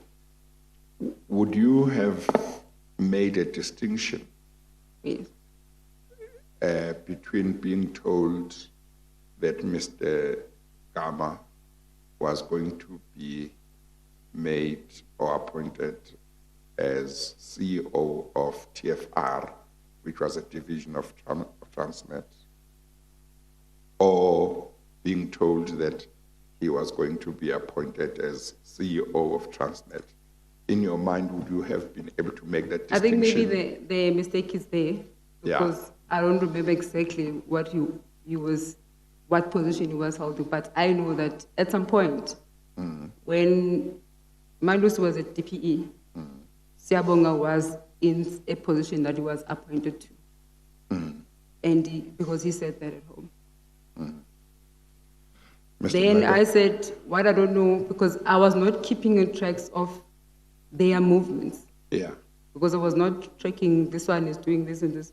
But I knew that at some point, because if I remember correctly, when Siabonga was appointed in that position, there was like a little bit of a noise. I think it was in the media about him moving and he needs to come back. So, and then Siabonga Mahlangu and Malus, they had some discussion at home talking about it, that Siabonga must come back. Now, you have talked about Mr. Gama coming back or something like this, an appointment. Because I don't know his position properly. Yes. Because I've never done that research. Yes, you see, he was dismissed at the end of June 2010 from his position as CEO of TFR, not of Transnet. That's then what I don't know. He was fighting his dismissal. Yes. And then there were negotiations for a settlement. The negotiations happened when Mr. Gigaba was still Minister DP. of Public Enterprises. Yes, I remember that. And as a result of those negotiations, a settlement agreement was reached, in terms of which he was allowed back. Yes. He was reinstated. Yes, But that's he what was I'm not- talking about. When he was reinstated, he was going back to his earlier position Yes. of CEO of TFR. Yes, that's He what I was not talking being about. made CEO of Transnet. Yes, that's what You I was talk talking about the first one? Yes. Oh, okay. Because that time, I remember Malus was at TPE. Okay, all right. But did you say they held a meeting at your home, Mr. Gigaba, Mr. Mahlangu, and Mr. Gama at some stage? No, Gama has never been at my home, Oh. but we were like, they were like friends of some sort, because All at some three of point them? we attended the wedding, I think his daughter's wedding, and also they were close. The three of them? Yeah, they were close. Oh, okay. Because I remember Malusi would talk, we'll have that kind of discussion with Siabonga, Mahlangu.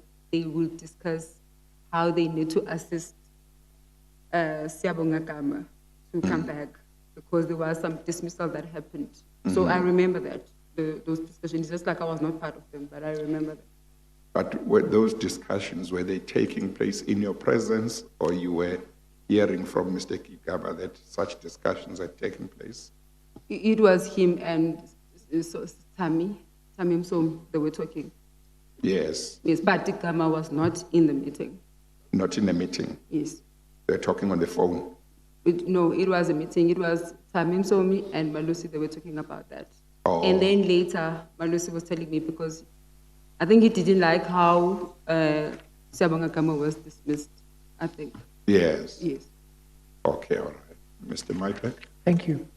At paragraph 31.3, you also say something about Mr. Gama.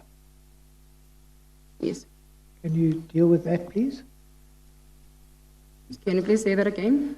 So, was there, do you know how Gugu Gigaba came to be employed at Transnet? I have a little knowledge about it. What I know is when Gugu told Malusi that at SAPI, they want him to take the package because he was very sick. And then Malusi was like, no, he must take the package and move to Joburg. He will talk to Siabonga to find him a position there. So then he came, he stayed with us, I think, for a few months. Then after that, he went to work at Transnet. I'm sorry.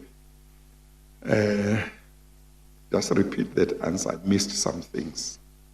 Okay. So what I know, Gugu was working in KZN at SAPI, but just because she was often very sick at work, so SAPI offered her the boarding package.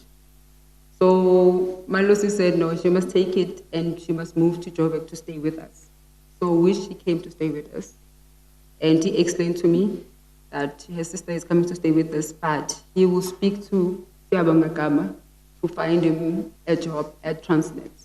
Then once he found the job, he will leave our home and find a place to stay. And that happened. Okay. Mr. Maibek? Thank you. Then, Ms. Gigaba, there's a heading, tensions rising. You see that? Yes.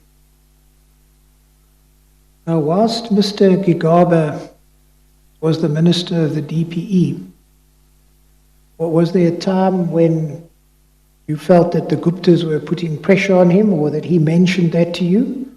He mentioned that to me. And what did he say?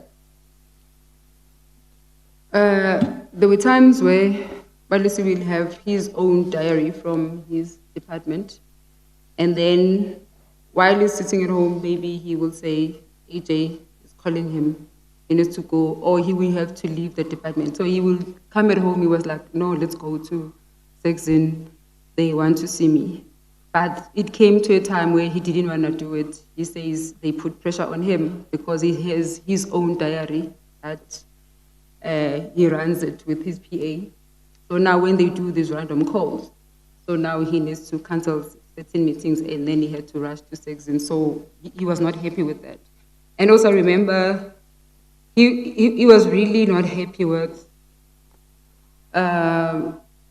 when there were a lot of arguments and pressure on Monwabisi Galawa to leave SAA, because Malusi thought he was good as a CEO.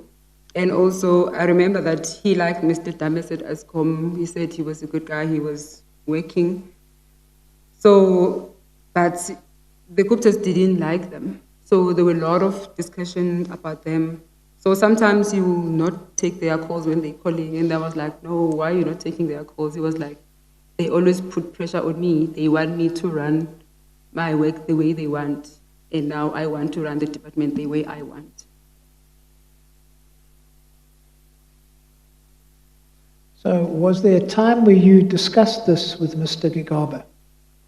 The pressure that you say was being put on him? Yeah, a lot of times, because it will, most of the calls, they will make him feel so uncomfortable. It's either when maybe he talks to Dumieni, maybe they're discussing SAA, and then after that he will talk to me because he was not okay, because I think it was more of he wanted me to give him support. And also, there are certain people that he really enjoyed to work with them. And then he felt Guptas, they also want to change things around, and he was comfortable with those people. So was there ever a time in that context that you suggested to Mr. Gigaba that he might stop using these advisors? Can you please repeat that? Did you say in the middle of paragraph 32, when I asked Mr. Gigaba why he did not stop using the Guptas as his advisor, what did he tell you then? Oh, I asked him that because I felt like, because these people are stressing you, so why don't you just cut communication with them? So he said he can't.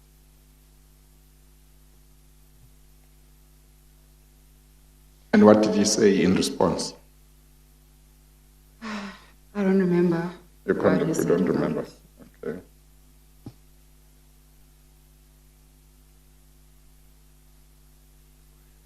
Was there a time, have a look at paragraph 33, when the relationship between Mr. Gigaba and the Guptas appeared to be strained?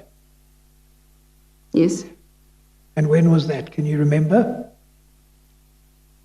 Firstly, I noticed every time when they will talk about Dames, Malusi didn't like those. And also, I remember when they were talking about Monwabisi Galawa, he really didn't like Monwabisi to be removed. And I remember at the time it was more when they talk about, because his calls into Dumieni, in the beginning they used to be very friendly. Then later, when he was at DPE, they used to argue a lot about the board and the decisions of the board, and also how SAA is operating. So Malusi was very uncomfortable how, I think he felt like Dudu was just in everything. He wanted to be hands-on where he's not supposed to be hands-on. So it was more of that most of the time.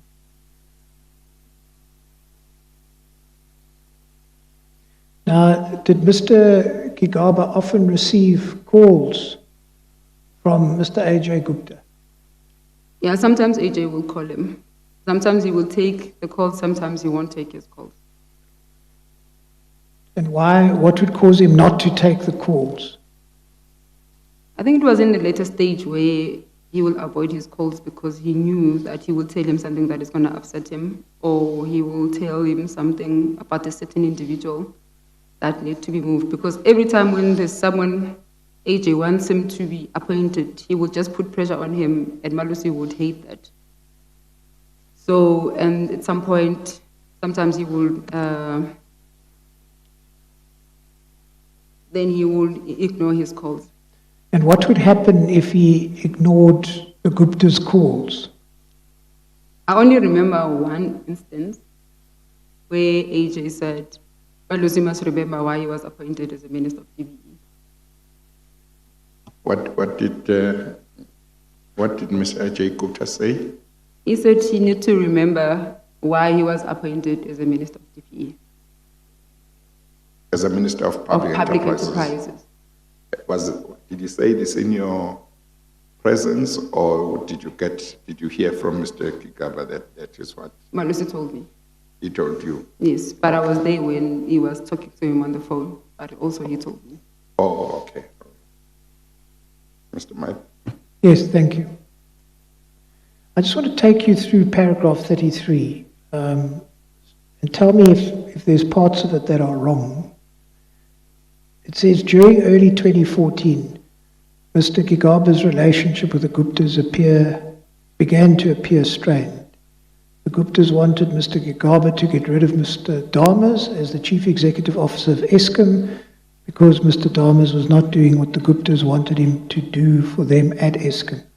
However, Mr. Gigaba did not agree with the Gupta's instruction. Mr. Gigaba then started avoiding telephone calls from the Guptas. When Mr. Gigaba ignored the phone calls, the Guptas would send Mr. Masami to speak to him, and Mr. Gigaba would then agree to meet with them. Mr. AJ Gupta would regularly call Mr. Gigaba and demand that he attend the Gupta residence to meet certain people.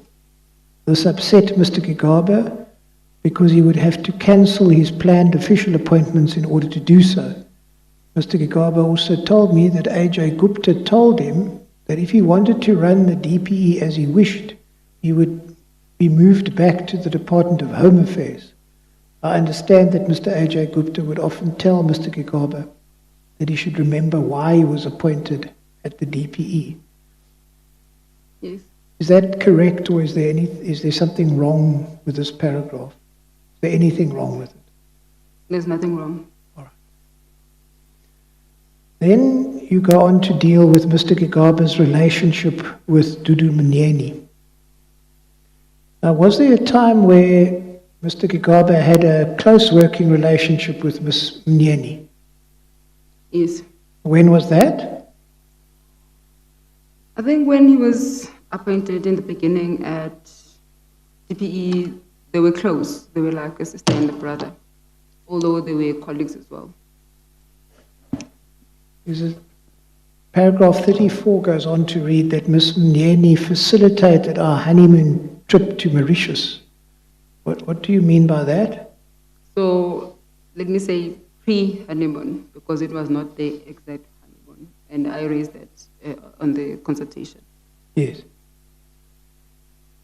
So this was a trip to Mauritius, if I understand correctly what you're saying? Yes. That you took shortly before you got married? Yes. Okay. And when you say Ms. Mnyeni facilitated the trip, what do you mean by that? So he arranged the whole trip for us. Then he booked for us to go to Mauritius. We went to meet her at the Sheraton Hotel. Then she sent us the whole itinerary about traveling. And I remember when we were in Mauritius, we were stuck because I think Pomalus was not so familiar with traveling by himself. So when we were there, we didn't know where to pick up the car, what happened. So we were calling her when we were there because she's the one who arranged the trip. So he did the trip because he said he wanted him to go to rest. Because while we were arranging my wedding, Malusi was not part of the wedding arrangements because he was working. And if I remember properly, that time Malusi was head of elections, so he was forever out with the door-to-door, doing the whole preparations of the elections, and also it was the time we were preparing for our wedding. So who paid for this trip to Mauritius? Did you pay for it? Malusi told me that he paid for it. But what I remember, she's the one who gave us the whole itinerary, our flights, and when we get there, where we must sleep, who must we call, who need to pick us up at the airport, and everything.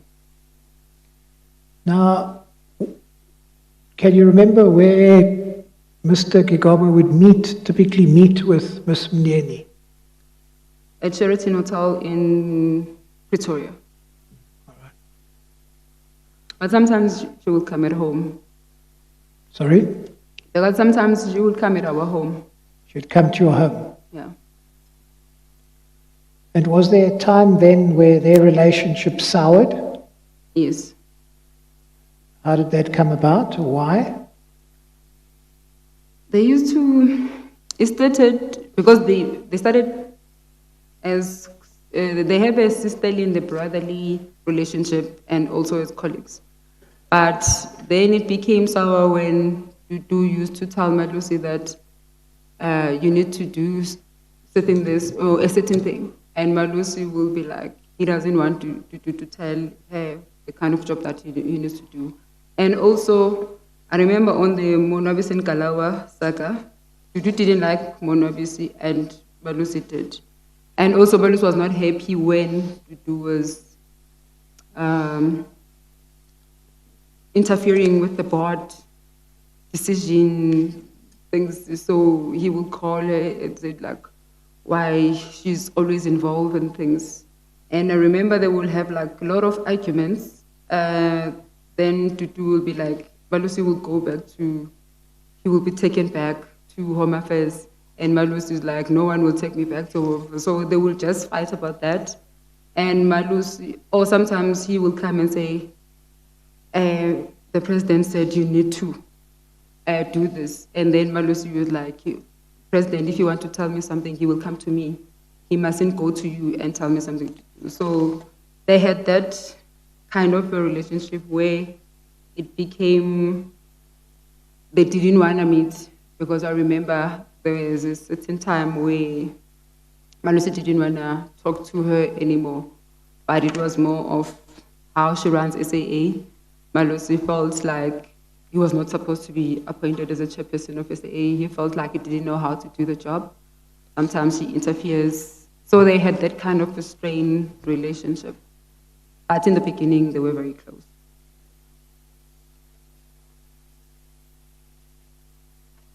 You say at paragraph 37, well, let me ask you, did Mr. Gigaba ever mention anything to you about the SAA Johannesburg Mumbai flight route? Yes. Was that an issue that was causing concern? It was their topic, because I think Manus was not interested in this thing of Mumbai route, SAA to be cancelled, but it was Dudu's thing, and then he will say they will discuss it with Malus, and every time when they talk about that, Malus will be very angry, like why she's telling her what to do, why she's interfering, because sometimes he will just switch off the phone and he will tell me like, I don't know why she was just appointed. So every time Malus used to question why he was holding a position of being a chairperson, because he felt like he was just interfering everywhere.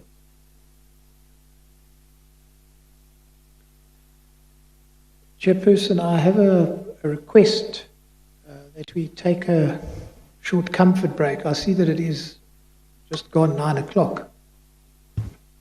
Well, you have been standing the whole day. Yes.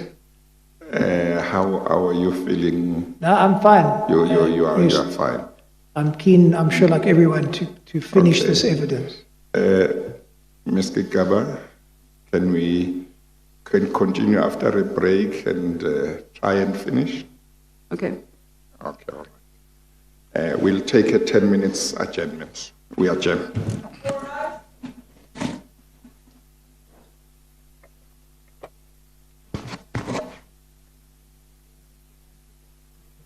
37 at the bottom of page 1007.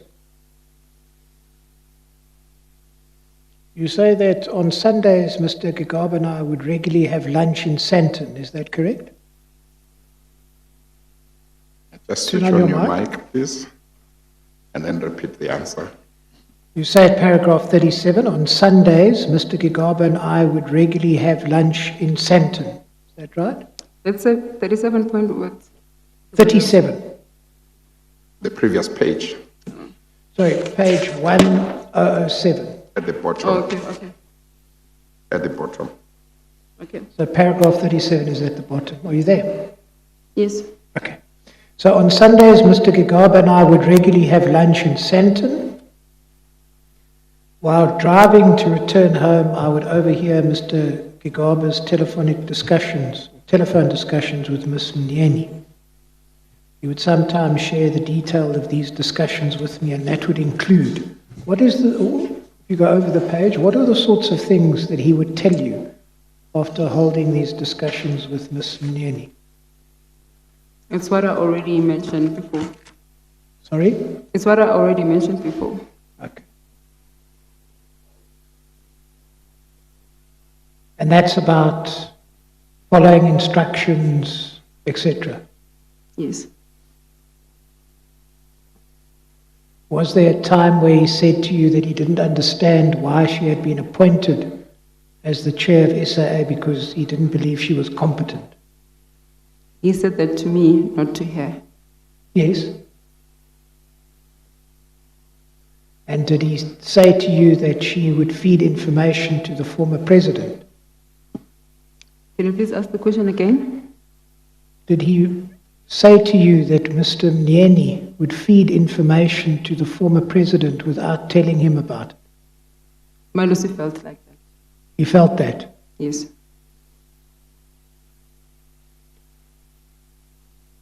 And then paragraph 37.3, and these are things I think that you've already touched on. When Mr. Gigaba did not want to follow the instructions of Mr. A.J. Gupta or Ms. Mnyeni, one or other would phone the former president to complain about him. Is that right? Yes. Ms. Mnyeni would then pass on instructions from President Zuma to Mr. Gigaba, which would upset him. Mr. Gigaba believed that he should have a direct line of communication to the former president and not receive instructions via Ms. Mnyeni because he didn't report to her. Is that correct? Yes. And then at 38, can you deal with that, please?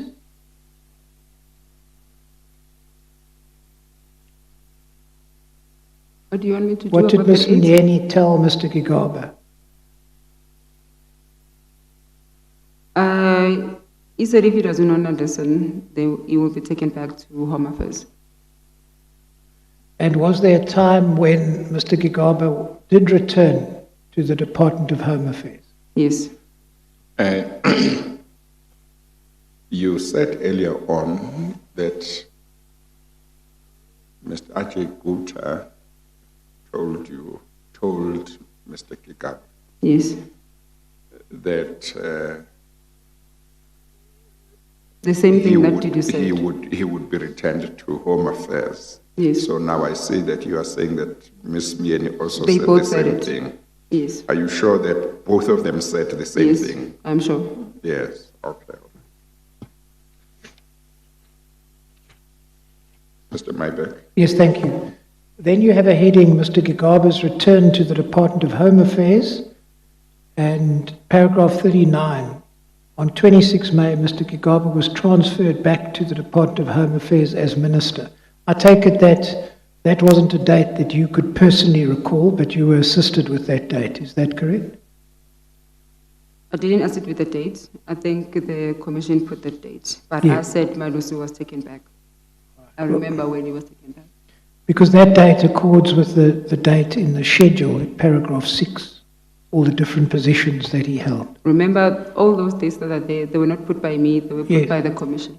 Well, that's actually, Ms. Gigaba, what I'm saying here is that you didn't remember this date, you were assisted with the date. Yes. Correct. But you do remember him being transferred back to the Department of Home Affairs. Yes, I do. But I'm not sure that's the right language, perhaps, but he moved. Yes, he moved back. All right.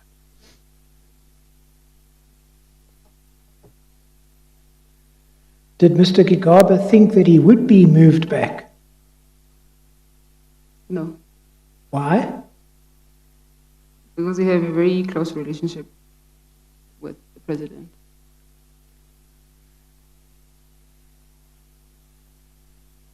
And what was Mr. Gigaba's reaction to being returned, or to moving back, as you put it, to the Department of Home Affairs?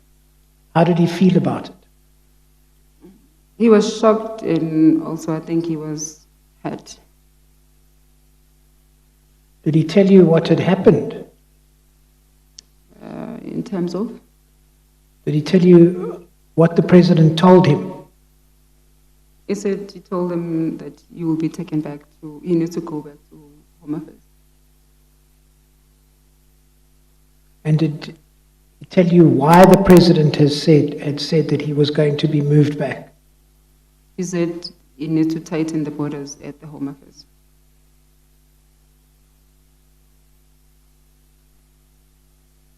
All right. And what did Mr. Gigaba think of that reason, or think of that? Do you know what his reaction was to being told that he needed to go back to Home Affairs in order to strengthen border controls? He thought he was taken back because he was already threatened that he will be taken back. So he thought it was those reasons, but the president didn't say those reasons. Yes, okay. Mr. Mybeck. Thank you. You then go on to deal with the Gupta's application for South African citizenship. What did Mr. Gigaba tell you about this? I'm not comfortable to talk about this part because I never work at the department. So what I will say is just a little bit of highlights out of sense. So I'm not comfortable with it. Sorry, for some reason I'm not hearing you clearly. What did you say? I'm saying I'm not comfortable to talk about the application citizenship of the Guptas because I've never worked for the department. Yes. But what did Mr. Gigaba tell you? So maybe we'll ask something, then you will respond to that. Because most of everything I've said here is the questions that I was asked on the consultation. Then I was responding to what I know, All right. based off all the questions that raised. So is this a part of your affidavit that you want to correct? Yeah, because I don't want to say certain things because there's a year here, and I don't want to say those years because I don't want to be accountable for a certain year because most of the information that is put there is something that the commission summarized, maybe it's their own investigation, and I don't want to be part of it.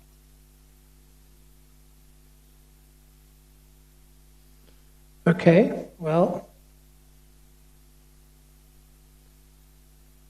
when it says at 42 that during Mr. Gigaba's term of office as Minister of the Department of Home Affairs, he informed me that he was assisting some of the Gupta family members to obtain citizenship in South Africa. Chairperson, through you, the witness is making it very clear that she does not intend to deal with the contents of paragraph 42, 43, and 44.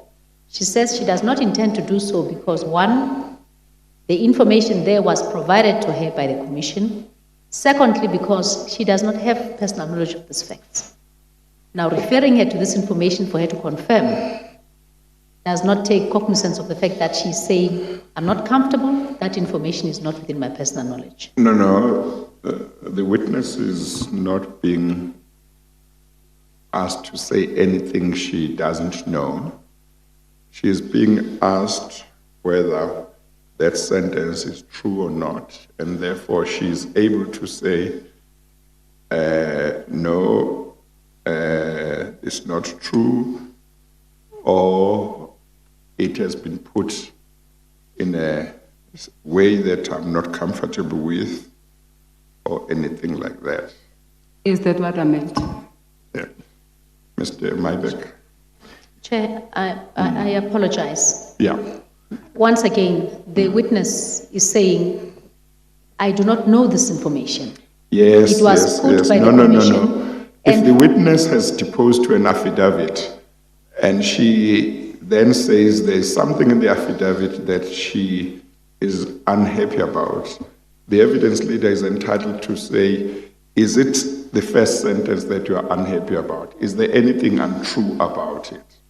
He's entitled to ask that, and the witness is quite entitled to say, yes, it's not true, or yes, it is true. Chairperson, my objection was merely because the witness has specifically said, this information was put here by the commission and therefore I do not have knowledge of it. Well, I And think to Mr. confirm it- Mybeck wants to establish which part of this paragraph the witness says was put by the commission, because that's a serious allegation. That's the chair, please. Yeah, that's So a serious is there- allegation. So it's important that if there is something that she never told the commission, which has been put here, let's have clarity. If she says, as I believe she did with regard to some earlier paragraph where she says, the substance might be fine, but the way it has been put is not right, it's important that we know exactly what it is. So, Ms. Gigaba, when Mr. Mybeck asks questions about this paragraph, feel free to say what you wish to say. If you want to say, this is not true, or it has not been put in the right way, feel free to say so. If you say it is true, but the way it is put or whatever, feel free. But if you say that the investigators or members of the legal team of the commission have put information in your affidavit without having been told that by you, it's important that we know. Okay, so what I said to him, I'm not comfortable to answer this part because there's a year that is mentioned which I don't talk about years because I never kept the years recording everything what I was doing. And also even the summary at the end. You can take it, Ms. Gigaba, you can take it that if you have a problem about a year or a date, as far as I'm concerned, that's not going to be a big deal, you know. But it's more about whether the substance doesn't reflect what you told whoever prepared the affidavit. Okay, because what makes me comfortable is I said something because part of the paragraph, there's something that I said. But now the way it's summarized, it has so much of the information that's got nothing to do with me, especially 44. It's something that was collectively said by the commission. And it makes it difficult for me to be held accountable for the whole paragraph and to select certain parts. So I wish they have put my words on me because I can stand by that. I think I understand completely what you are saying. Mr. Yes, Mybeck? Well, perhaps we could ask you, in your own words, what happened in relation to the Gupta's application for South African citizenship that you know, that you learned from Mr. Gigaba? In other words, even if you didn't look at this affidavit, at these paragraphs, in terms of what he told you, if you were to just relate that. I only remember a little part of it that he said to you. He was assisting them. But I just want to distance myself from the publicly naturalization because I don't want to go in terms of what happens in the department because I've never worked for the department. So I don't want to use a certain word. And then when the department comes back, they say, no, we never done that because I've never worked for the Department of Home Affairs. And here, it's already, the answer is broad. This whole information, it's not my word. So if I understand you correctly, and please correct me if I'm wrong, you have a particular concern with paragraph 44, because there it says it's publicly known that Mr. Gigaba during his term as the Minister of the Department of Home Affairs, had approved the early naturalization of members of the Gupta family. That you say... It's you, the Commission, put that, not me. Okay. So you say that... Because I never done any investigation about what public says about him. Everything that I've given here is what I heard from him, is what I've seen, but I didn't go do an investigation when happened when and how the public views him. Okay. And that's what Malusi was challenging on his affidavit. But if you take out that and we take out the date in 2015, do you have any particular concerns in relation to paragraph 42 and 43? Because it refers... Yes, 43. What I'm interested in is your own personal experience. Or what he told you. Yeah, but you guys, you're making my life so difficult, because I so wish you didn't mix my words, because now I have to select what is my words out of the whole paragraph, because all this, it's what you know of him, is the investigation that you've done, it's what the public think of him, and then now I have to find myself in between, and that's the reason I said I don't want to come to the Commission before everything is corrected, because now I have to pick pieces and pieces of what I said. Would you be happy to, through your legal representatives, put in an affidavit? Yes. How you wanted it to be put? That's what we proposed in the beginning. Yes. So you can still deal with it, but you would like to put it in your... In my own words, so that I can say what I've seen and what I know. Okay. Because I don't want to agree with the statement that's got nothing to do with me. Okay. Well, Mr. Mybeck, I don't know what you think, but it may well be that when we see that affidavit, it may well be that whatever you might wish to pursue, you might do that after looking at that. Yes, I think we're happy to move on that basis. Yeah. Chairperson. So this is one of those areas that, like with the India trip, you need to recraft the passage. Is that right? That's the thing that I didn't want to do, and I don't want you to force me to do it, because when you force me to do it now, I have to look and try to select. All right. And I didn't want to do that. I preferred, that's what I proposed to my lawyers and to the Commission, I preferred to stick to my words so that I can give the information what I know. Because now to select the bits and pieces, I have to read in between, because somewhere on 43, I know what I've said. Yeah. But now it's mixed with the whole overall of the investigation of the Commission. Don't worry, that's fine. Because you want to put it in your own words. Yes. That's acceptable. To do that in a supplementary affidavit. Okay. And then once the Commission has got that, we can look at that and take it from there. Okay. All right. Okay. So thank you, Chairperson, if I may. Yes. I do need to indicate that my original concern was that as Ms. Gigaba is being led on aspects of this affidavit. At a later stage, she then finishes an affidavit to try and explain this I did not say, this I did not say. The reason why this has been a concern is purely because at some point or the other, when we come to deal, and I'm just giving a simple example, when we come to deal with paragraph 45 or 43 of this original affidavit, the question then becomes, you agreed to certain aspects of it, and now you are now refusing to certain aspects. Hence the concern, Chairperson, was that we try and we make the exercise simple for the Commission, not only for the credibility and making sure that the proper information before this Commission is exactly that which Ms. Gigaba intends to produce. It's fine the way it is. What has been said is, she has said that some of the things that are here, she knows, but others have been put in a certain way. She did say, Mr. Gigaba did say he was assisting, I think, the Guptas about the citizenship.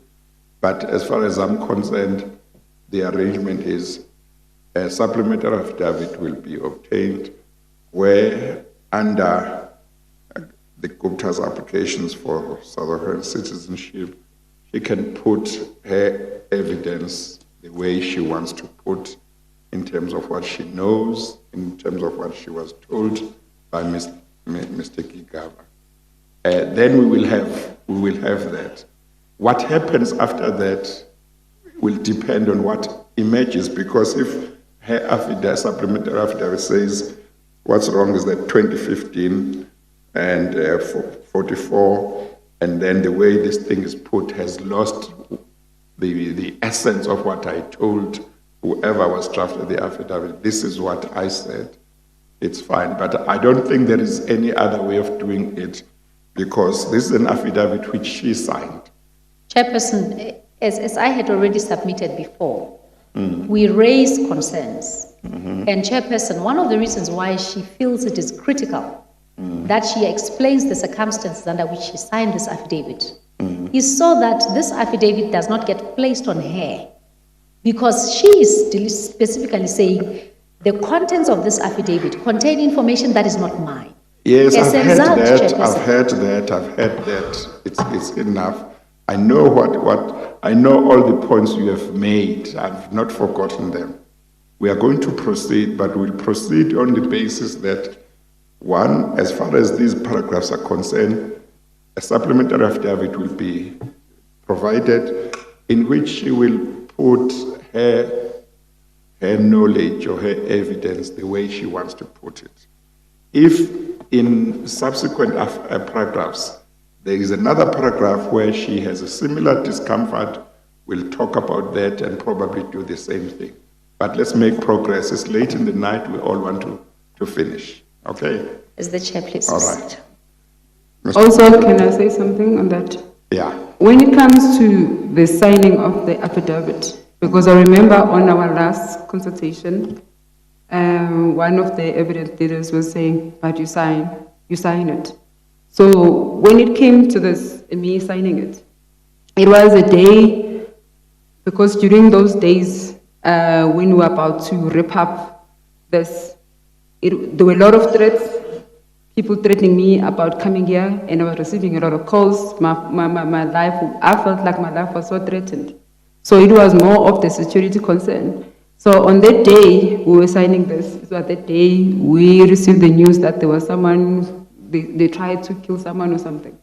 So when Paul gave the affidavit to my senior counsel, so then he was like, we only have 10 minutes, we need to sign it quickly. I don't want it on me because these people, what if these people, because we were so scared to have the affidavit within us, because the media was calling me, wanted the affidavit. Certain people, they wanted the affidavit from me, and I didn't have it.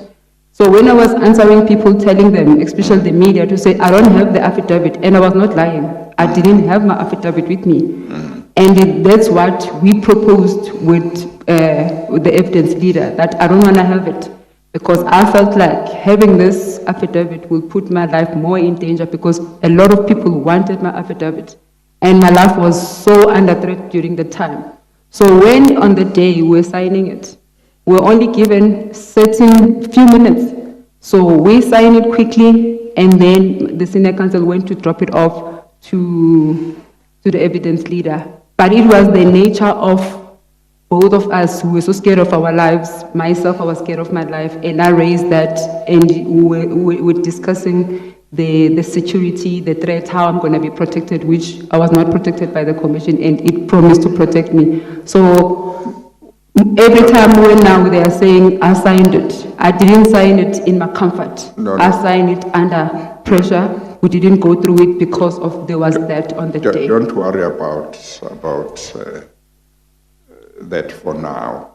Okay. In your supplementary affidavit, you can explain the circumstances under which you signed it, because when you prepare your supplementary affidavit, when it is looked at, it may well be that in substance you will not be deviating much from what you have said, but one can only make that judgment call when one compares the two. But when you do your supplementary affidavit, you can just explain that these are the circumstances under which you signed this first one. Okay. Okay. All right. Let's continue. All right. Thank you. Ms. Gigaba, there's another heading then. Nomachule Gigaba's transfer from the Department of Home Affairs to the Department of Finance. Do you remember that he moved from Home Affairs to the Department of Finance? Remember Yes. that? And how did you come to learn about that? Because he told me that he received a call. And can you remember where you were at the time when he told you? We're in Cape Town. And were you at a function or something? Yes. And what happened? When did he receive a telephone call? Yes. And after you received the call, what did he say to you? He told me that he received a call to be... Please speak closer to the mic. So he told me about his appointment as the Minister of Finance.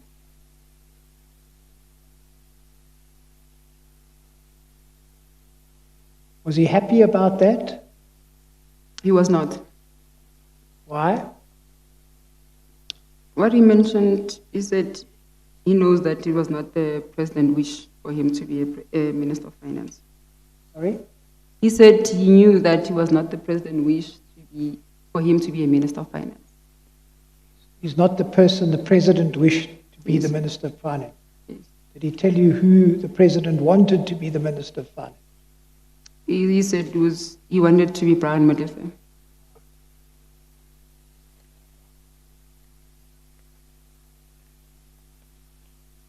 Now, after Mr. Gigaba moved to the Department of Finance, did he continue to go to the Gupta residence? Did you continue to go to the Gupta residence? Can you please repeat the question? After Mr. Gigaba moved to and became the Minister of Finance, did he carry on going to the Gupta residence? After, when he was at Finance. So what we're dealing with here is Mr. Gigaba transfers from the Department of Home Affairs to the Department of Finance. So he becomes the Minister of Finance. Oh, okay. When he was the Minister of Finance, did he carry on going to the Gupta residence? Their relationship was not good by that time. So let's then deal with the next heading, gifts, cash and benefits received from the Guptas. Now you've already told us about the gold necklace that he gave to your eldest son, correct? Yes. Still with other gifts, there's a heading that says the white 3 Series BMW motor vehicle, the BMW. You tell us about that? They gave him that car as a gift. Sorry? They gave him that car as a gift. Who's they? Gupta's AJ. And when you say they gave it to him, how do you know that? Those who went to collect it. Whereabouts did you collect it? At Sahara. Sahara Computers. Yes. And did you drive this car, this BMW? Yes, I did. Was it your private vehicle for a while? Yes. Was it a BMW? Yes. Okay. And what color? You recall? Say You that recall again? what color? It was white. It was white. And was it transferred into your name? Yes. And then what happened to the car? I'm sorry, did you say, was this a new car as far as you know? Yes. But And I'm not sure it was new or it was a second hand, but it was new. But it looked new. Did you say it was transferred into your name Yes, at a later stage. at some stage? Yes. Okay. Mr. Mybeck? Thank you. And then what happened to this car? He gave it to we took it to his friend to fix the lights, that it never came back. All right, and then You deal with cash and benefits. I'm sorry, before that, Mr. Mybeck. How did it come to be registered in your name?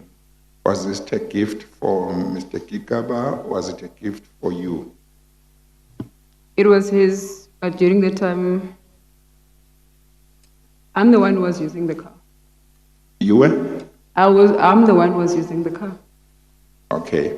But when it was given to him, was it given as a gift or was it loaned to him to use as he It was may a gift wish? to him.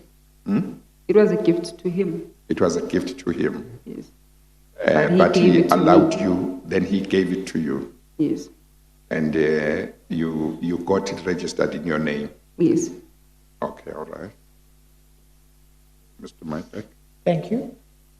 Or you say you took it to somebody to fix the lights, Yes. and then what happened about it? It It never never came back? Yeah. Did you take it there, or Mr. Gigaba took it there, or I somebody took else? it there. Why didn't you go back to fetch it? I kept on asking about it until I decided to buy myself a car. Because it Who didn't were come you back. asking? The person to whom you had taken it, or Mr. Gigaba? Both. Both. Yes. Okay, and It's his friend. Or the person to whom you took the car was his friend, Yes. and that person was somebody who fixes cars. Yes, he said he will take it somewhere so that they can fix the light for me. Yeah. So it was nothing serious. It was just the lights. Yes. And when you asked for it back, what did that person say to you about it? So he kept on telling me that it's gonna come back. So at a certain stage, I went to buy a car for myself. You bought your own car. Yes. And Mr. Gigaba, did he tell you anything about the car, about why it was not coming back? I stopped asking about it, so I decided to buy a car for myself. Yes. And you can't remember the year when this car was given to Mr. Gigaba as a gift? I don't want to say exactly the year, but I can check. But do you remember which position he was holding at the time? What ministry he was I don't in? remember the position, but it was, I think, around 2015 there. Around 2015. Yeah, but I'm not sure. But I can check because at a certain point the car was under my name. Okay, all right. Mr. Mybeck? Thank you, Chairperson. Let's deal with wedding gifts of cash. So we know that you married Mr. Gigaba on the 30th of August, 2014. Who did your wedding planning? It's me. And who did you invite to your wedding? Did you invite the president? Did you invite the Guptas? We invited a lot of people, but I didn't have an access to invite Guptas or president. I beg your pardon? I didn't have an access to invite president or Guptas, so Malusi was inviting his friends, I was inviting my friends. He was inviting his family, I was inviting my family. So where it says we invited both the former president and the Guptas, but none of them attended, is that wrong? Yes, they didn't attend. Yes, but is it wrong where it says we invited both the former president and the Guptas? Yes, they were invited, but they didn't come. Okay. Mr. Malefe was invited and he did attend, is that correct? Yes, he did attend. Now, did you get any wedding gift of any sort from the Guptas? Not me, but Malusi said he did. But What did he tell you about that? because there's a certain time they told him, because we knew about the Guptas prior to the wedding that they were not coming. Only President Zuma will know, I think 2 days before the wedding that they were not coming. So they gave him, so he said they will give him money as the gift, as the compensation of their sent in the wedding. And Who paid for your honeymoon? Say that again. Who paid for your honeymoon? AJ did. Do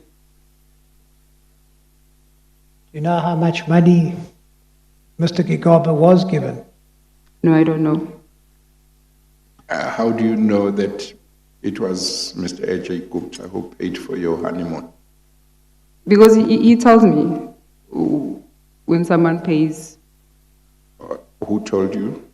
Malusi told me. So he told you that Ajay Gupta had paid for your honeymoon? Yes. Okay. So the paragraph reads, Mr. Gigaba informed me that as a wedding gift, the Guptas gave him a cash donation towards the cost of the wedding, in addition to paying for the cost of a honeymoon in Dubai. I do not know how much money the Guptas in fact gave. Is that correct? I don't know. But that paragraph, is it right? Yes. Now, how long did you go on honeymoon for? I think we're there for a week. Okay. And in what hotel did you stay? I think it was the hotel called Waldorf. The Waldorf? Yes. In Dubai? Yes. But I have to check properly exactly the name, but it's similar, something like that. Now you go on to estimate how much your wedding cost. How much was that? It was 4 million to 5 million. And who paid the wedding expenses? It's me. And how did you pay them? I always pay them cash. And where did you receive this cash from? He gave me because he was busy with his work. Sorry? Because that time it was during elections, so he was busy with the work. So I was busy with the wedding arrangements. So 4 million rand to 5 million rand for the cost of a wedding appears to... It was not, even high. on the consultation I raised that, it was not like he came to me with 4 million, said here's 4 million, 5 million, it was not like that. Yes. So my wedding was planned from 2013 because I wanted to get married on my birthday, which is in April in 2014. And then it was not approved by Parliament because the time it was during elections. Most of the government ministers were busy. So then we have to move the wedding date to Malusi's birthday. So it took like almost 2 years. So the payments were happening like that. It was not like there was a 4 million or 5 million came at once. Yes, even if it was not a payment that was made at one time, it still sounds quite a lot. How do you know that it was about 4 to 5 million rand? Because that amount, is that number, is that figure? It's the estimation, not like exactly the figure. But is it an estimation that you made because you were using the money, you know the money that was available to you and you were using No, it was not. I was using the money that was available. It was because of each and every person who was part of the wedding preparation, like the caterer, they will send me their bill, flowers, people were preparing because my wedding was in Durban. So each and every person, and my wedding happened 2 days. So it was not only for the white wedding, it was both 2 weddings because it happened in 2 days. Yes, so the traditional one as well. Yes, I prepared 2 weddings at the same time. Okay. So it was like 2 caterers, one for the white wedding, one for the traditional wedding. Okay. So it was like that, this venue and that venue, this tent and that tent. Okay. So it was like a bits and pieces, not like today I will have $1 million. I've never had $1 million at hand, but it was more of maybe the caterer for the white wedding will send like 600,000, then they want the deposit, then maybe I will go pay a certain amount. And this one is for the venue, the certificate. So it was more of bits and pieces through the entire whole year and a half. Okay, okay. And Did you say you paid in cash or you paid in different ways of paying? Yes, I paid cash. Okay. All the expenses were paid in cash, or some were paid by EFT or whatever? The one that I remember was paid in cash. In cash. Yeah. And when you say the estimate of the cost of your wedding, the estimate is 4 to 5 million rand, you think that either 4 million, 5 million was in cash at different times? Yes. Throughout the year? Yes. Okay, all right. So, yes. Sorry, Ms. Gigaba, I've just received a request from some of the technical people who have asked again if you could just try and speak a little bit more clearly. Apparently your voice is dipping in and out. You can imagine it makes transcription difficult. So did you not find it strange that you have been given all this cash? I mean, where did it come from, as far as you were concerned? As I mentioned on the, unfortunately you were not there, so I didn't find it strange because Malusi has been a minister for a very long time, and also he told me that he have savings with this money market that he saved money from, and most of the expenses we don't pay for them because it's paid by the state. So most of the time his salary and my salary, we're using it to pay our staff. So to have a lot of cash, it was not something that was strange to me. Yes, I think perhaps we're speaking at cross purposes. I'm not suggesting that you found it strange that you could afford a wedding of this value. My question is more directed at why is everything being paid in cash? As you say, Mr. Gigaba, state paid a lot of his expenses, he had a good salary, he had a money market account, but none of that explains why, just bear with me, none of that explains why one would be going around with large bundles of cash. When you say large, you're talking about how much? Well, to the tune ultimately of 4 to 5 million rand. But I never said he walk around with 5 million rand at once. It added up to that. Yeah, adding up to that, it's a bits and pieces in a year and a half. So if you break it down, that is not that large. It can be large to you, but it was not large to him and maybe to us as a family because of how our expenses, we spend them. Because maybe the way you are just comparing, you're comparing by maybe a certain individual who have a salary. In that salary, you have to pay for everything. So our lives are different from that. So he has his salary, I have my salary, and we hardly pay for anything in the house. Okay, but can I perhaps ask you a question another way? I understand what you're saying, but did you think in your mind that Mr. Gigaba was going to, for example, First National Bank in Sandton City with his bodyguards and was drawing these bundles of cash to give you to pay for flowers? Is that what you think was happening? Because most of the time, every January, he used to take the money that he saved for the whole year from his, what is this thing, market something. So, money market.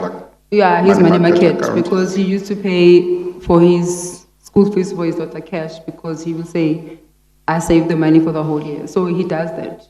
So sometimes he will sit with his financial advisor about his money, then end of the year or beginning of the year, he will take out the money and then he will use his own things. So when there's extra money, so I don't know, this one was coming from where, was it from him or from, but because I found him like that. So. What are you able to, are you saying that it was normal or usual for him to give you amounts of cash that maybe somebody else might regard as large amounts, but you didn't regard as large amounts? Yeah, because to me, what people, they will be shocked that, oh, you have this kind of money. For me, it was normal. Yeah. And what kind of amounts did you regard as normal in terms of cash that he would give you Or Maybe you would have? 50,000, 100,000 for me it was normal. It was but normal maybe to to have other that. people it was Yes. Okay, all right. Mr. Thank Mike. you. Let's then turn to another topic under the heading cash collected from the Gupta residence. You say at paragraph 53 that Mr. Gigaba had 2 close protection officers who accompanied him in the same vehicle. Is that right? Yes. And you knew one of them. What was his name? I don't want to mention his name. I wonder whether, it might be good not to mention the name because I don't know, the drivers, whether one Yes. of them. Point taken, DCJ. Thank you. Yeah.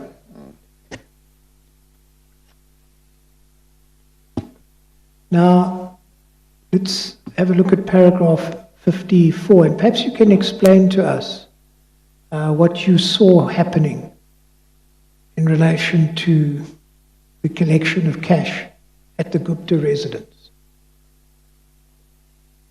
Can you please repeat the question? What did you see happening about the collection of cash from the Gupta residence?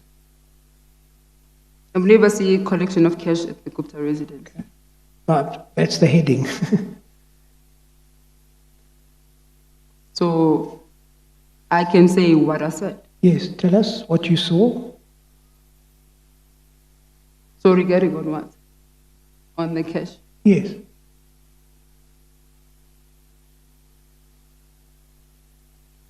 I think you have to ask the question in a different way. All right. Because I don't want to give the whole thing that you don't need. Okay, well, this is important, so let's go through it. On several occasions that we attended the Gupta residence, I personally observed Mr. Gigaba leaving the adjacent meeting room. Is that right? Yes. So you were sitting there, as you've explained. He was having meetings in the private meeting room. Is that right? Yes. And what would happen after he left the meeting room? So sometimes you will ask his bodyguards to bring the bag. To what?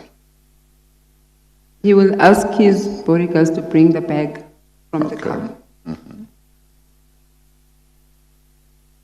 All right, and would the bag then be brought? Yes. Would it be given to Mr. Gigaba Yes. by the CPO, What is CPO? the Close Protection Officer? Oh, okay. And what would Mr. Gigaba then do with the bag once it was given to him? It's not like this was happening all the time, but the time that I remember. So sometimes he will go in the room, and then when he left, he would leave with the bag, go to the room. But not like I saw the money. And how many bags did Mr. Gigaba have? He had 2 big ones, then 1 small one.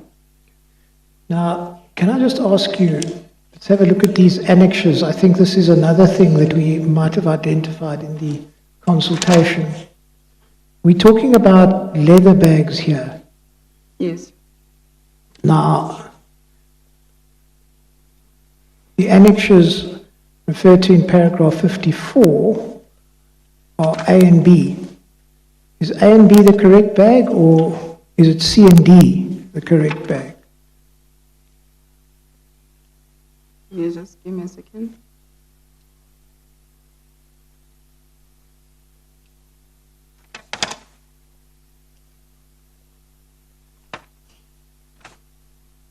So repeat the question.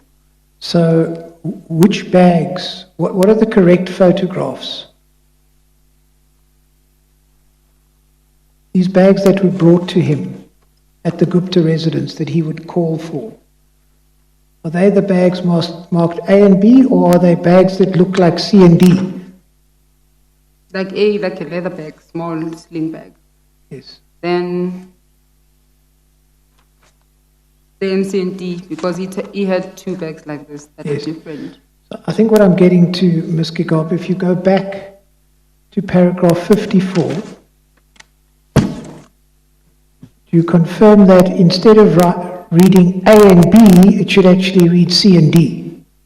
It's A and B, the small bag and the big bag. But now, when you look at D, it's a brown bag. He has the brown bag. Yes. He also have a black bag at the similar nature. And also A and B is something similar, which he have a bag like that, but it's one bag, but here it's two. So let's just go back to paragraph 54. Okay.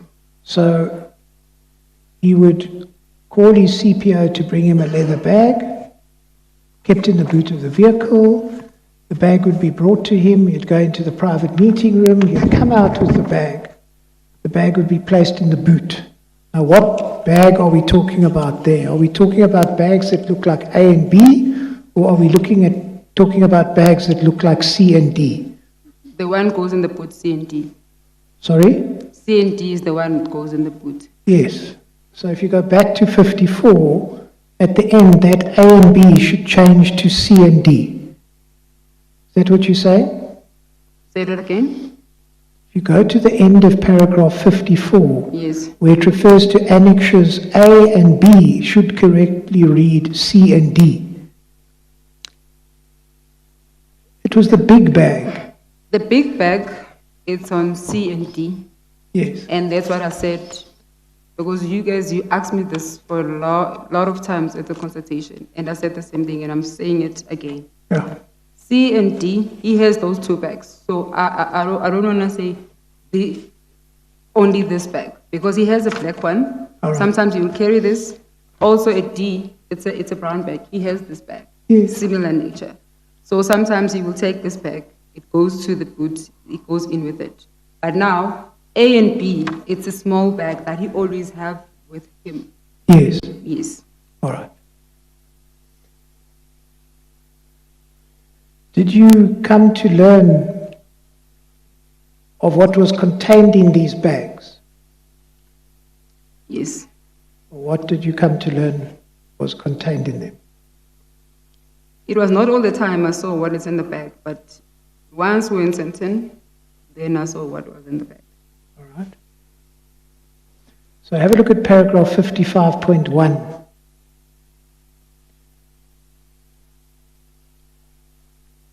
Did you and Mr. Gigaba go to Sandton City together?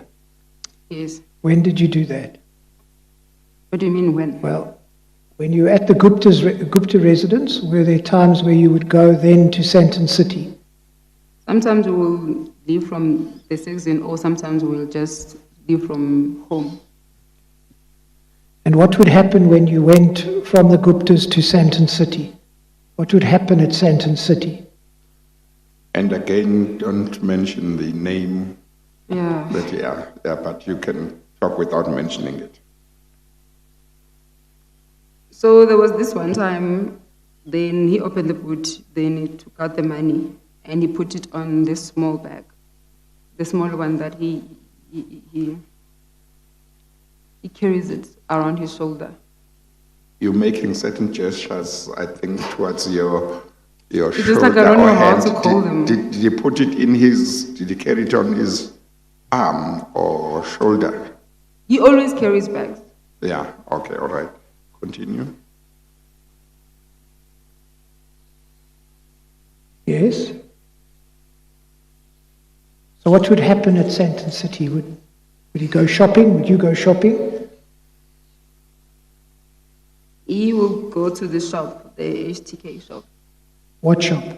HTK. Okay. And what would he do there? Then they will give him clothes or suits. Then he will ask maybe. Please, can you speak up, Ms. Gigaba? Sorry? Please speak up. Don't you want to lower the microphone a little bit? Perhaps that will help. All right. So you say that he would go shopping at the HTK store? Say that again? He would go shopping at the HTK store. Is that Yes. what you're saying? Would he shop at other stores? Once in a while he will go to Fabian, but it was not often. So if we go to paragraph 55.2,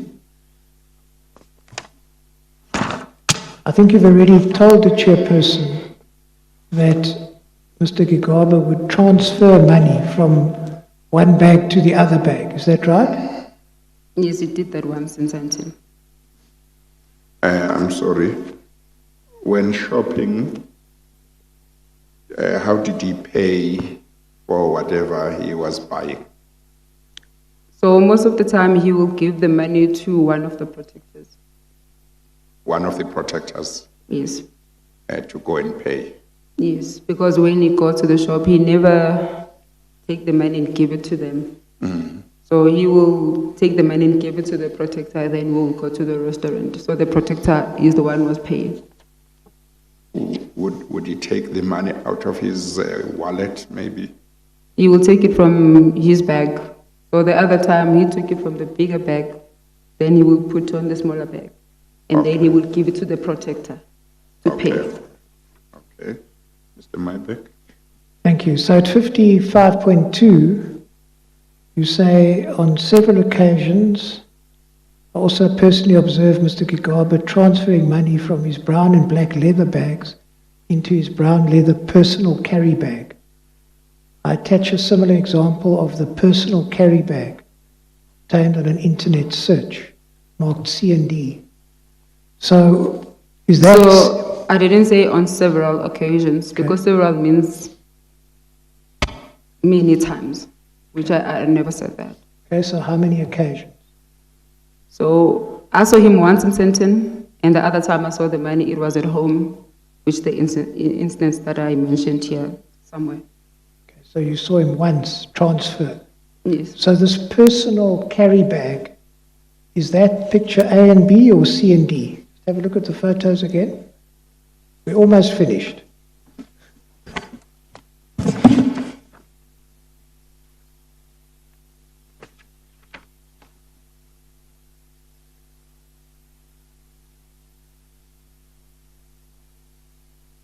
So you're talking about the bag that he transferred money into.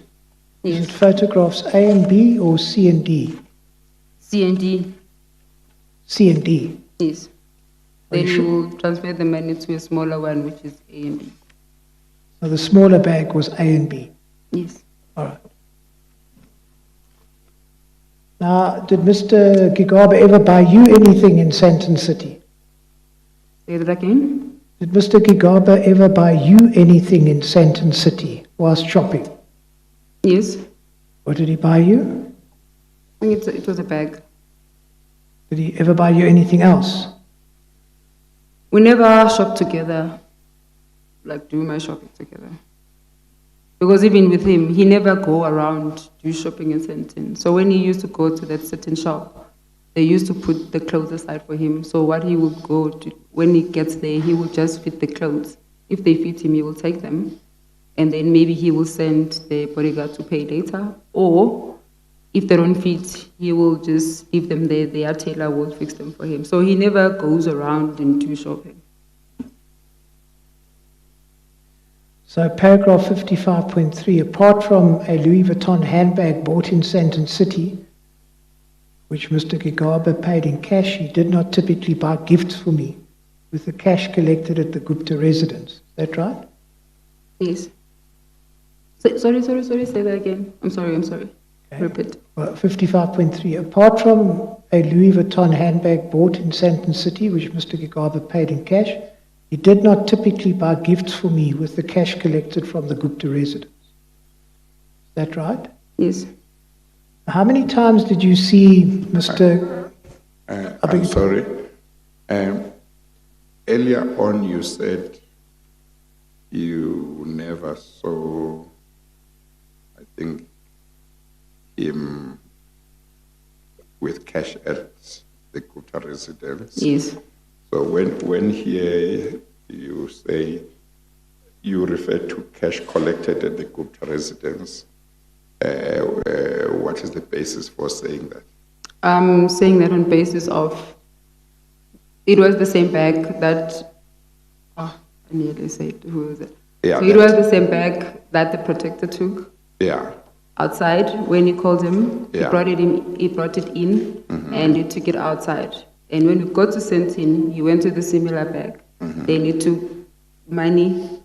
And when he opened the boot, it was me and the bodyguards, and when he opened, so all of us were just shocked because of the cash. It was me and the bodyguards.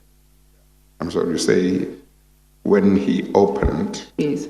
is that Mr. Gigaba opening the bag? Yeah, and Yeah, the boot. opening the boot. Yeah, Is that the right? bag was in the boot. Yeah, and you and the protectors were around. Yes. And did you see anything in the bag? Yes. What did you see? He took out the money. Yes. And he put it Was on there a a lot smaller of cash in the bag? Yes. Would you say about No. half the bag, or no, or you are not able? But No, you know it was a lot of money. I don't want to assume. Yeah. Okay. All right. Okay. Mr. Maybe. Thank you, Chairperson. At 55.3, after talking about the Louis Vuitton handbag, you referred to the credit card that Mr. Gigaba had given you. What was the limit on that credit card? I don't know what was the limit. What I know is that I mustn't use it up to a certain limit. So I don't know what was the limit because I've never drawn. What did he say? You He said could I use it mustn't up to how much? He said I mustn't use it up to 100,000. Beyond 100,000? Yes. But I never use it even closer to that.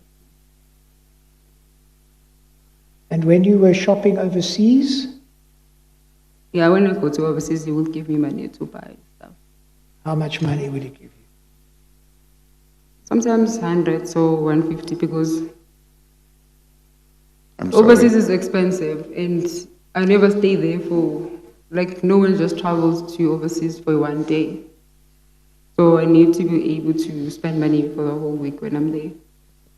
Did you say when you were traveling together overseas, he would give you Most money? of the time I used to travel alone without him. Or without him? Yeah. And then he would give you Yes. money to spend? Yes. Okay, and you say sometimes it would be 100,000, sometimes 150,000, Yeah. is that right? Yeah, because sometimes I will use the cash and also I will use my own card as well from work. Yes, okay, all right. Mr. Maid. Thank you. Did Mr. Gigaba want you to shop in Sandton City? No. Why not? Because when I'm with him or when I'm alone. Whenever. No, when we're together, he will never want us to do shopping. Because also he's not that kind of a person who just walks around the mall. So if we leave home, we will just go to the restaurant or he goes and fetches clothes. So he said he doesn't want to walk around and do shopping because he's a puppet servant, and also he doesn't want to walk around with cash. So when I would do that, I would do that when I'm alone, not with him. And then at paragraph 56, you say that about a week after the Gupta wedding held at Sun City during 2013, Mr. Gigaba now visited the Gupta residence. And then you talk about what happened on your return home. Can you explain that, please? What must I talk about? In the paragraph, what happened once you returned home? Paragraph 56. 56. Oh, okay, we went to Saxon. Right. What you deal with at 56. On our return home, the CPOs took the bag from the boot of his official vehicle. Is that correct? Yes. And where had those bags come from? It was the same bags that he takes out, in and out when he's there at the Saxon. When he's at the Gupta residence? Yes. Yes. Yes. Okay. And what did Mr. Gigaba then do with those bags?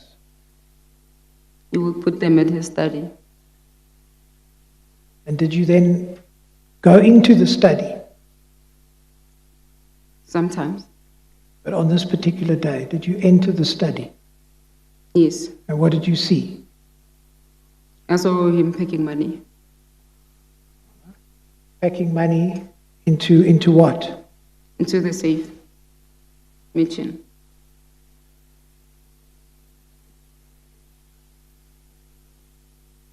What was your reaction when you saw that?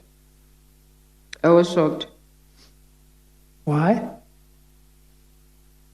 because he was just taking a lot of money from the bank.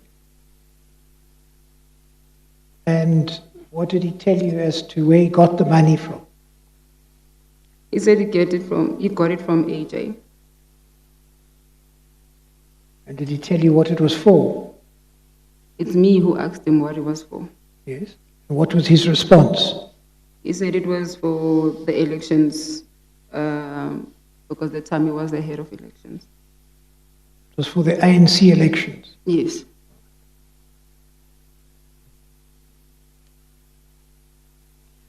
All right, and then Ms. Nomachule Gigaba, payment of her bad debt and employment at Sahara Computers. You speak about the fact that during 2013, Mr. Gigaba's father called us to a meeting at their family home. Is that correct? Yes.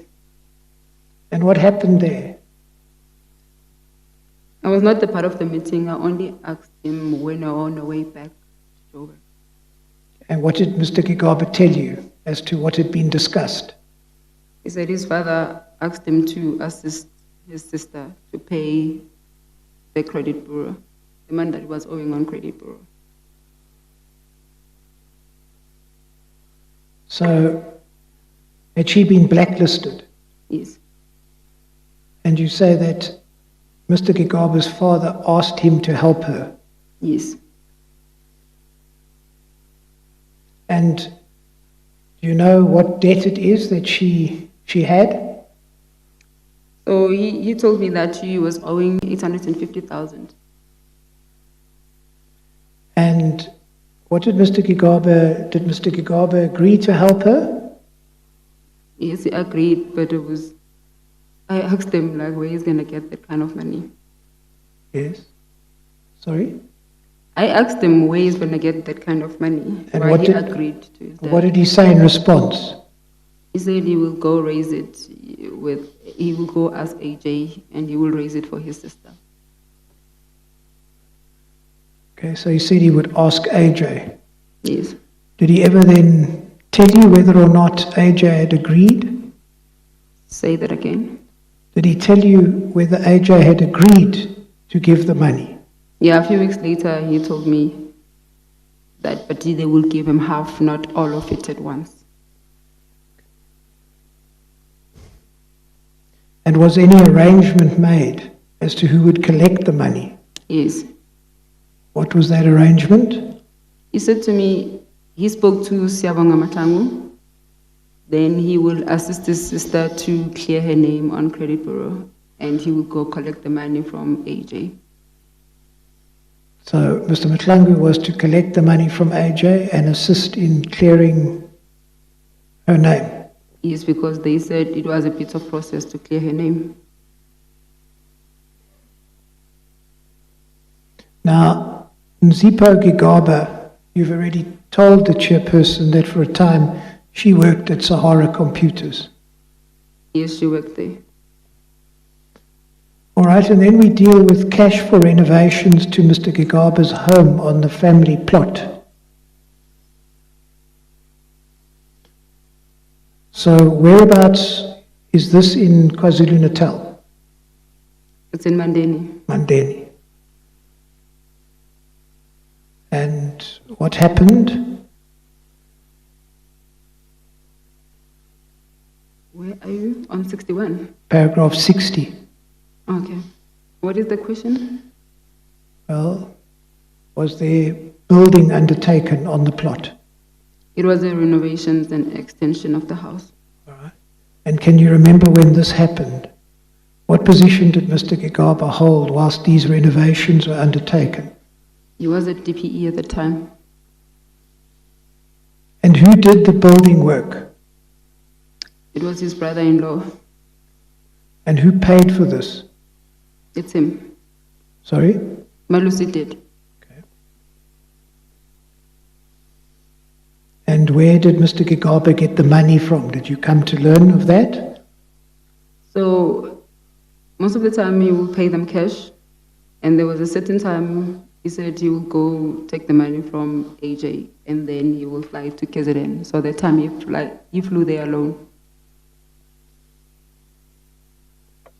So paragraph 61 says, I learned that Mr. AJ Gupta funded the building renovation when one day Mr. Gigaba told me that he was going to get the money from AJ Gupta to pay the builder. He later called the same day to tell me that he was flying to KwaZulu-Natal immediately to pay the builder. I do not know the cost of the building renovations, etc. Is that correct? Yes. Were you ever present when Mr. Gigaba paid the builder in cash? Sometimes. Can you remember how many times? Maybe 2 or 3 times. All right. Now, at paragraph 63, it says, despite assurances that Mr. Gigaba gave me, I do not know if he officially declared any gifts, cash or benefits to the ANC and to the relevant government authorities. Is that correct? Yes. Then we get to the next heading. We've now only got 2 pages to go. The Gupta money counter. Can you explain to us about this Gupta money counter? I know that you like that part, although it's not you, but other people from the commission, they like that part.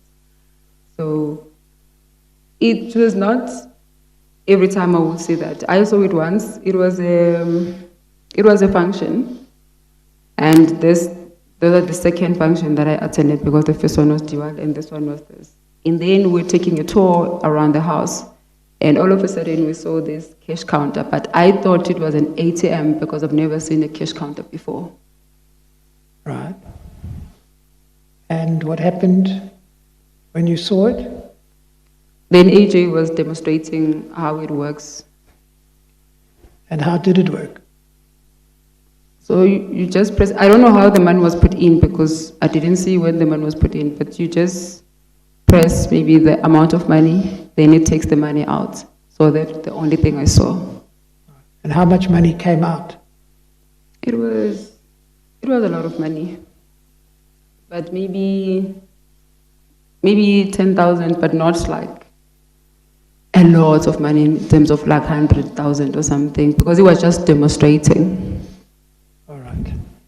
So 64, you say, in one of the visits to the Gupta residence when Mr. Gigaba was still Minister of DPE, we attended a function at the Gupta residence.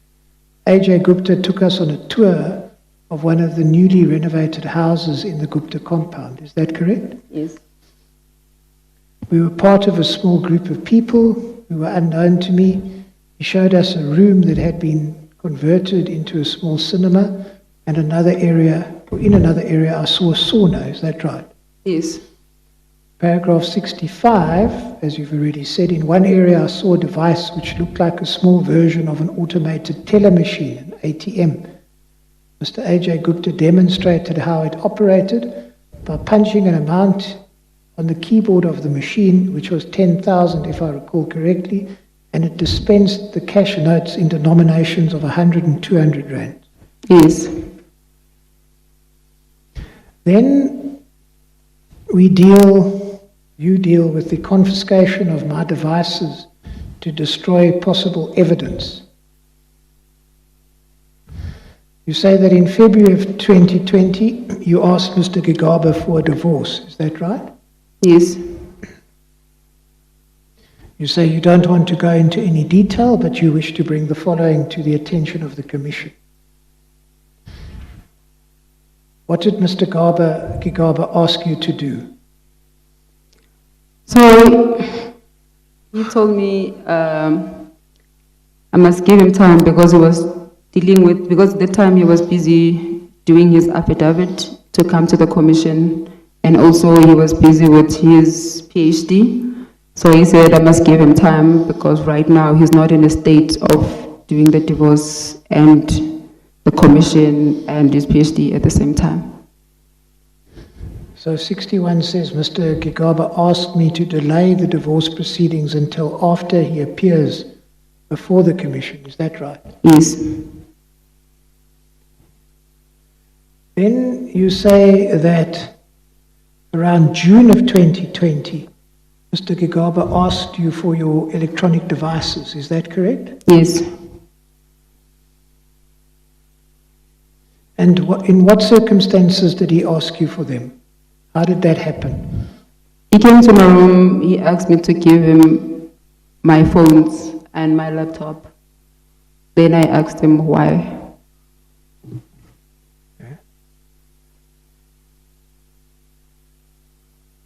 And what did he say in response? He said there was someone at home who was an IT expert who was at home to assist us to delete some information. So I asked him why our information must be deleted. I think on the day he didn't explain a lot of things why. And then there was a second time the person came, then he asked for my information, and then I refused to give him my gadgets. So then he sat down, he explained to me that the reason he wants my gadgets, he wants to delete some information because he's about to wrap up his evidence to go to the commission. The problem, why he wants my devices.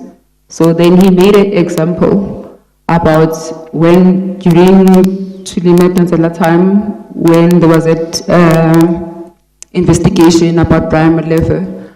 So when Brian said he was at the Guptas, I don't know, he said once or two times, and then the investigation showed that he was there so many times. So he used that example to me. He said he's about to wrap up his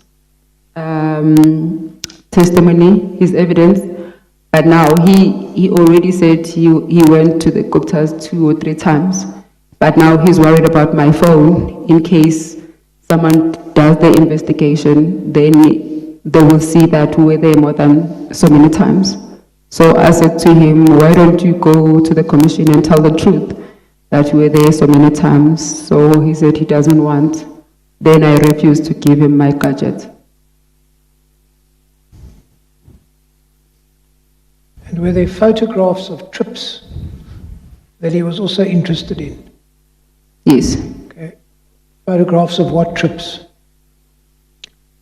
On different trips that we took together and trips that I took by myself and the trips that we took with the state visits.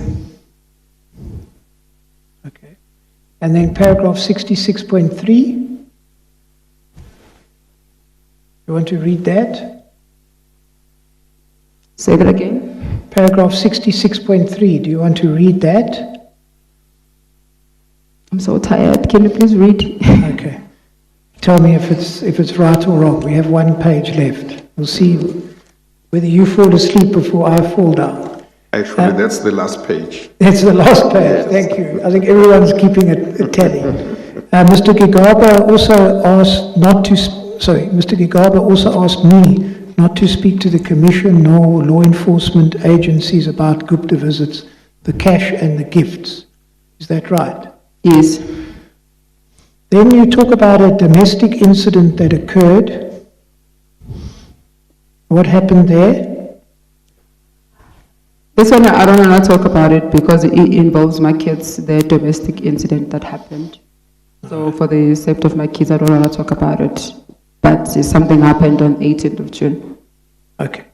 But we know that that domestic incident then gave rise to a High Court judgment, which has been referred to in the press, and there's the citation given. Is that correct? Say that again. It gave rise to a High Court judgment in your favor. Okay, I don't understand the question. Okay. He's saying, is it correct that as a result of that incident that you don't want to talk about, of the 18th June 2020, there There were court proceedings and a judgment that was handed down in your favor. No, that was another incident. That's another incident. Yes. Okay, all right. Okay. Mr. Mayberg, the answer is that was another incident. Yes. The one that resulted in a judgment is another incident. All right. Well, do I understand correctly? I'm terribly sorry, but do I understand that you don't wish to speak to this paragraph? Yeah, for the sake of my kids. All right. And then the last thing deals with the loss of your personal passports. You want to just deal with that quickly? What happened to your passports? So last month, when we were doing our consultation with the commission team, then because I wanted to be specific about dates because I don't know the trips that we took when they happened. And also, I don't remember the personal trips and the state trips because I had 2 passports. So my entire staying with him, we were not allowed to keep our diplomat passport. So each and every trip, when we go overseas, the PA takes it and the department keeps it for us. So we are only allowed to keep our personal passport. So what happened, because the commission were asking me about certain trips, and I didn't want to give dates from the head. I wanted to be specific based on how those trips happened. So what happened on the day in the evening, I called his former PA. Then I asked her, do you have our traveling history? Or do you know what is the process of me getting my passport from the department? Then she said she has the whole history and she will call me in 5 minutes. And that time I was driving from Sentin. Then when I was about to get to Pretoria, then I called her that I'm still waiting. Then she said, but I just felt her tone changed. Because when I called her in the first place, she was like, oh no, I have everything. I will go through the system now, I will send you everything, and I can get you, I don't remember who said she was who will get my passport, because I don't know who keeps it. And she said, I will get your passport right now. So then now, 25 minutes later, when I called her, then she answered the phone. She was like, then her tone already changed. She was like, oh no, I don't have the records. I can't give you the passport. She doesn't know how I'm going to get my passport. But now she's the one who used to keep all my stuff. But when I called before, she said she has everything and she knows how I'm going to get it. And then when I got home, let me just go on the personal one, because I made the copies in the morning on the day. Then I forgot them when I was going to the commission. So I wanted to balance which the trips that I took with the state, which are the trips that I took as personal trips, and I wanted to put all of them. So I made copies in the morning and I put them in my passport. I went to the commission. So when I came back home, after calling, because I was talking to the PA, so I was like, I will call in the morning to check how do I get, because now she was just totally blank. So when I got home, my passport was not there, the copies were not there. So where I keep my passport is closer to my bed. So it's my passport and my kid's passport. I keep them, all of them at the same place. So when I opened there, I only found the cover of my passport, the pouch. Then my passport was not there and my kid's passport was not there as well.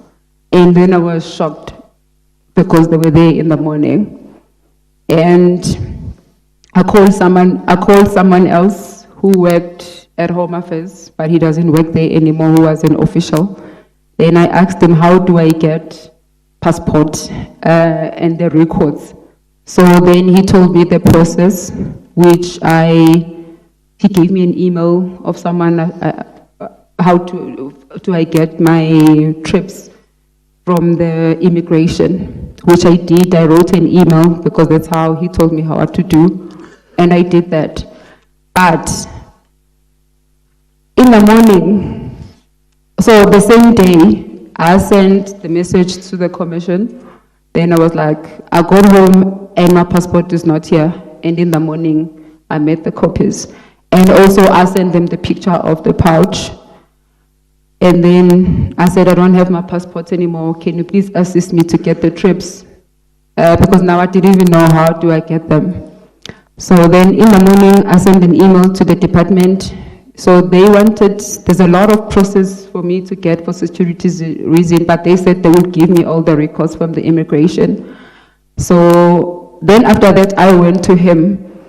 Then I said, Lucy, where's my passport? Because it was here yesterday. And I've been keeping my passport my whole life. So where's my passport? So he said, your passport, didn't see it. I was like, okay, where are the kids' passport? He said, I didn't see them. Then I was like, that's very strange because passports were here and I always keep them. So, but I'm not saying I'm saying a conclusion, but what I think it happened, I think when I called the PA called him, he told them. And that's why my passport was stolen. So I only applied 2 weeks ago for a new one, so I haven't even go there to collect it. So where I'm standing right now, I don't have my passport.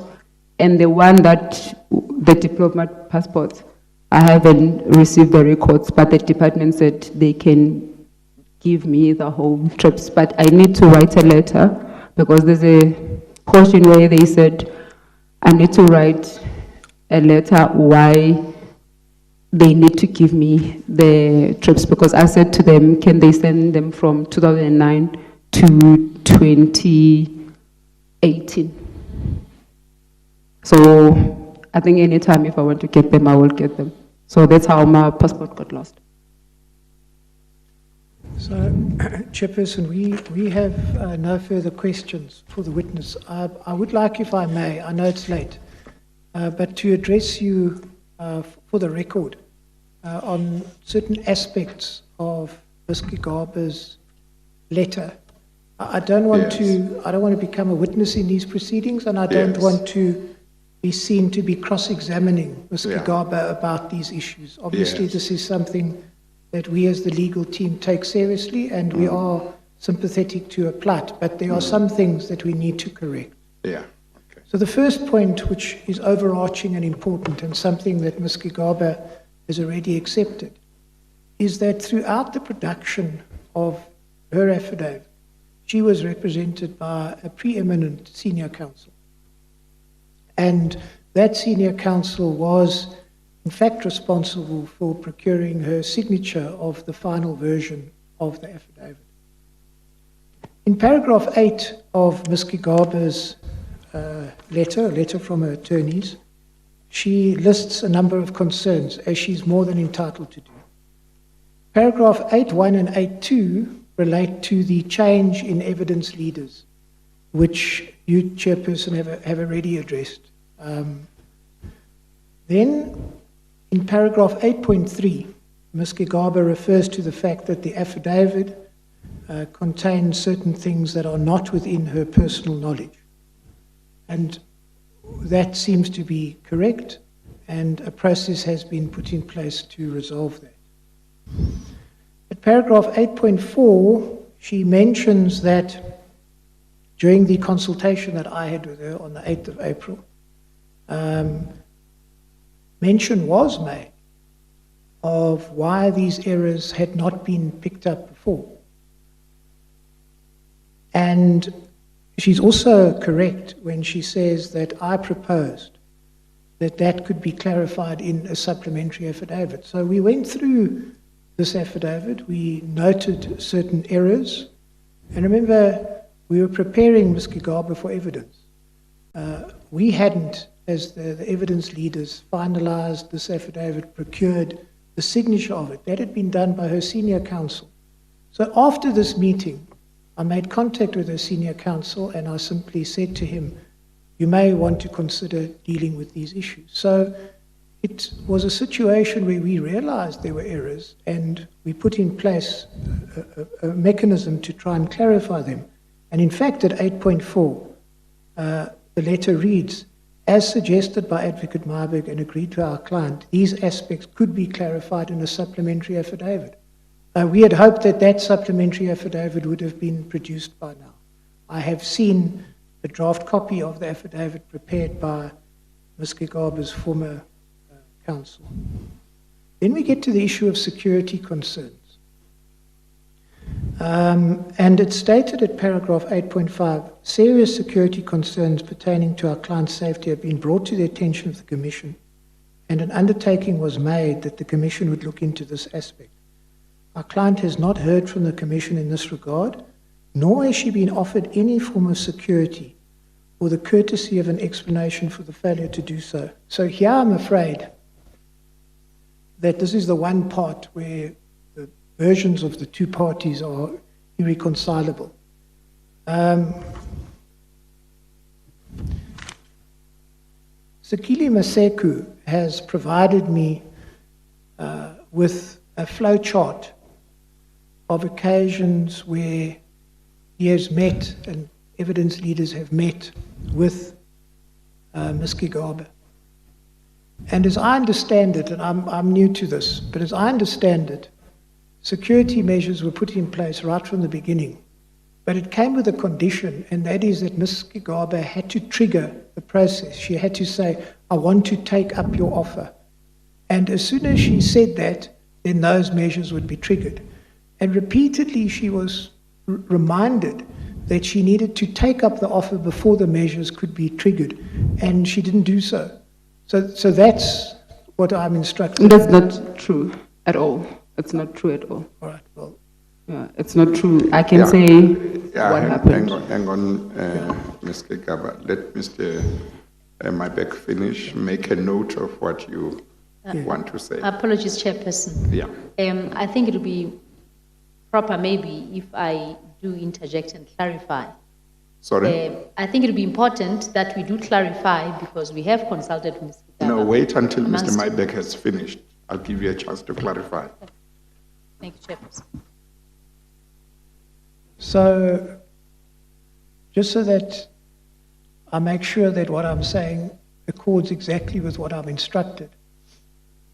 And if necessary, Chairperson, we can put up an affidavit to deal with this. We don't want to get in a big debate about this issue because obviously we have an interest in ensuring the safety and security of Ms. Gigaba insofar as we can. But, for example, Mr. Maseku instructs me that on the 20th and the 21st of January, Ms. Mangoma consulted with State Capture for 2 days. On both days, Ms. Mangoma was offered security if she feels that her life is in danger. Ms. Mangoma indicated that she's not scared and will continue with her affidavit.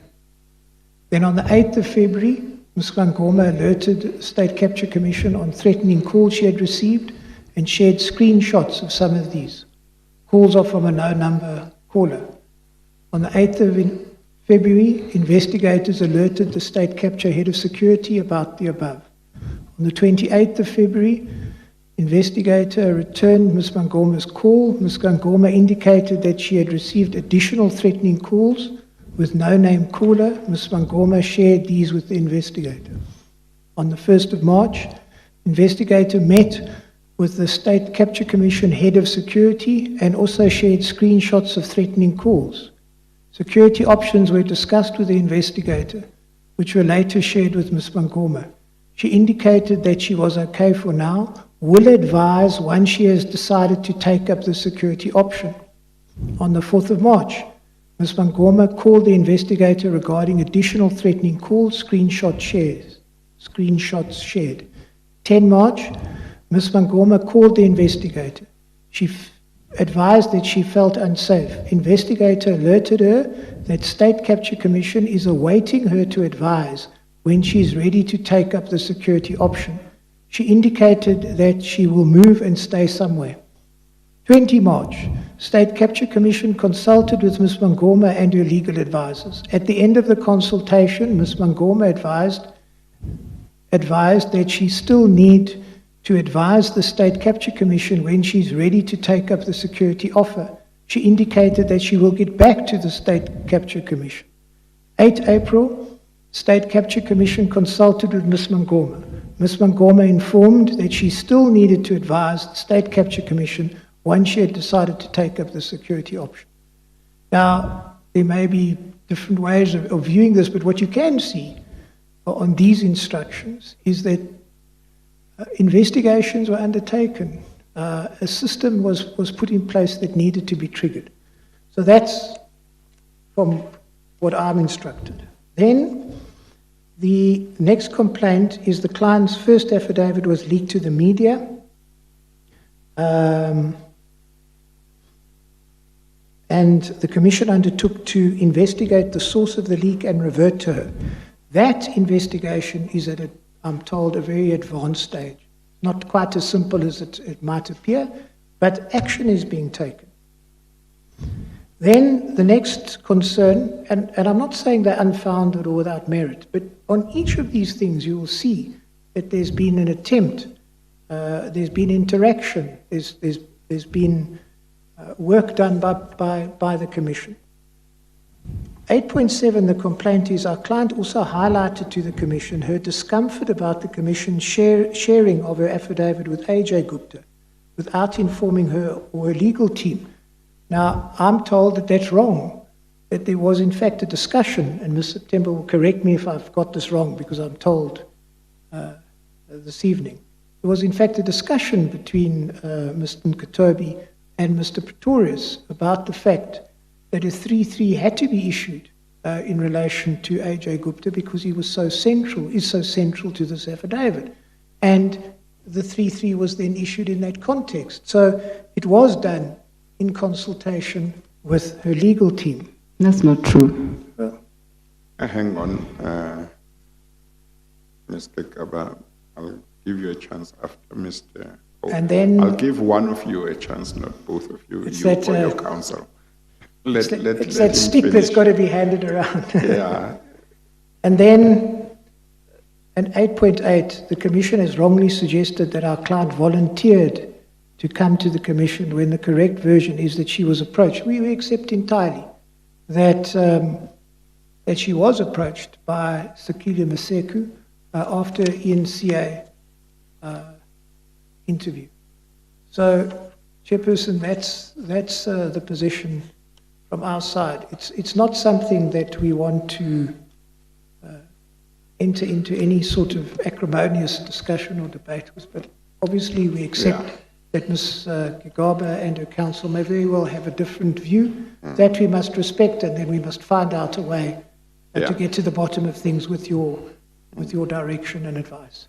Yes.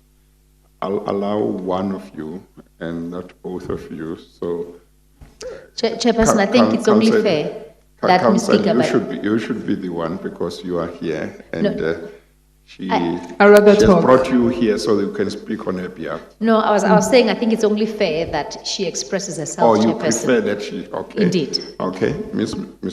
Gigaba, do you want to say anything in response? About the changing of the leaders, if you took that decision.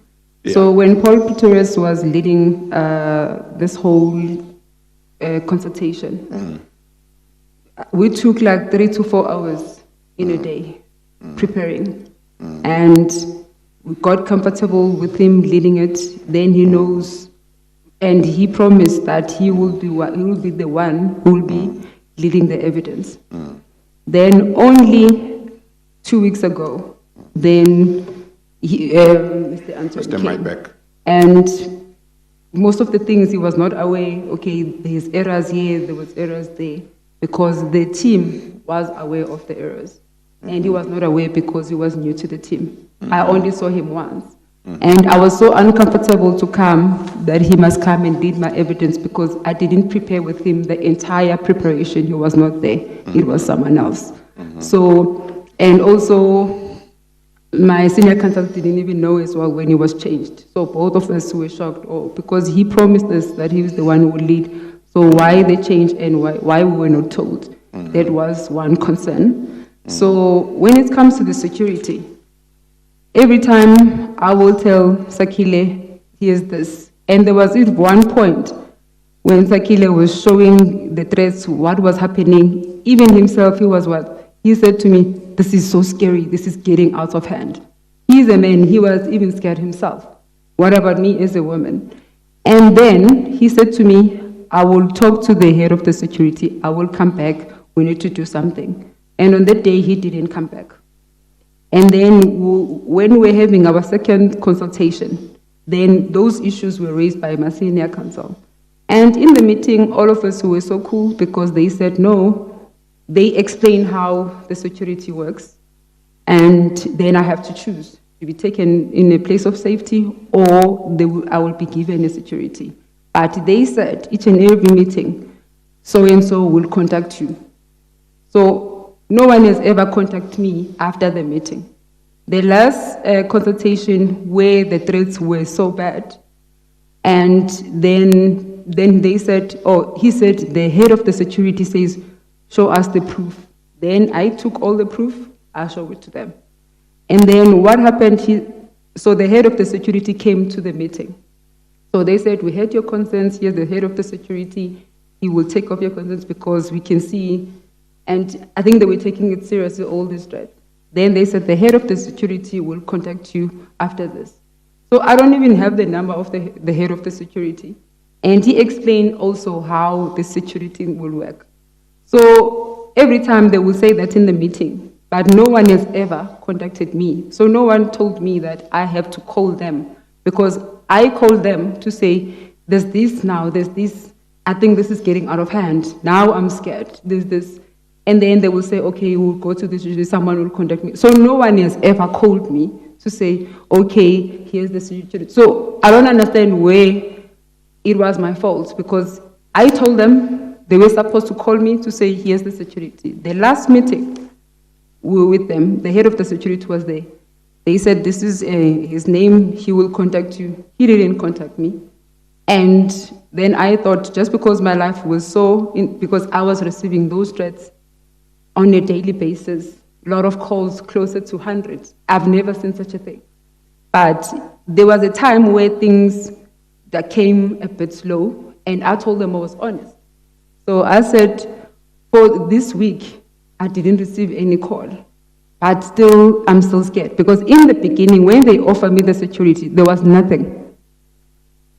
All this thing came once when my affidavit was, and the media knew about it, and my affidavit, my Lucy have, AJ have, then that's where all these threats were a bit hectic.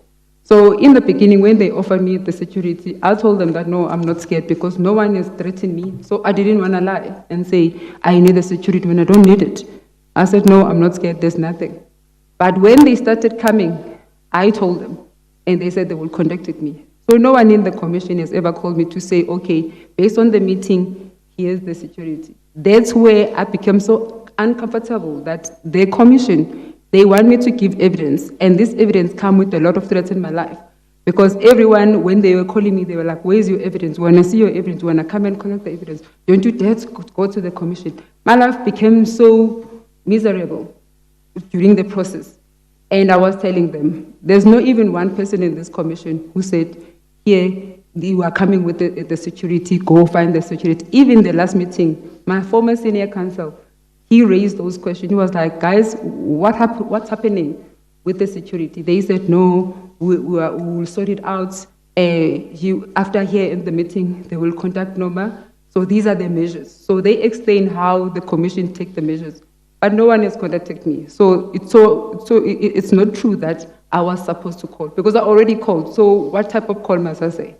So that is the second thing. About, I'm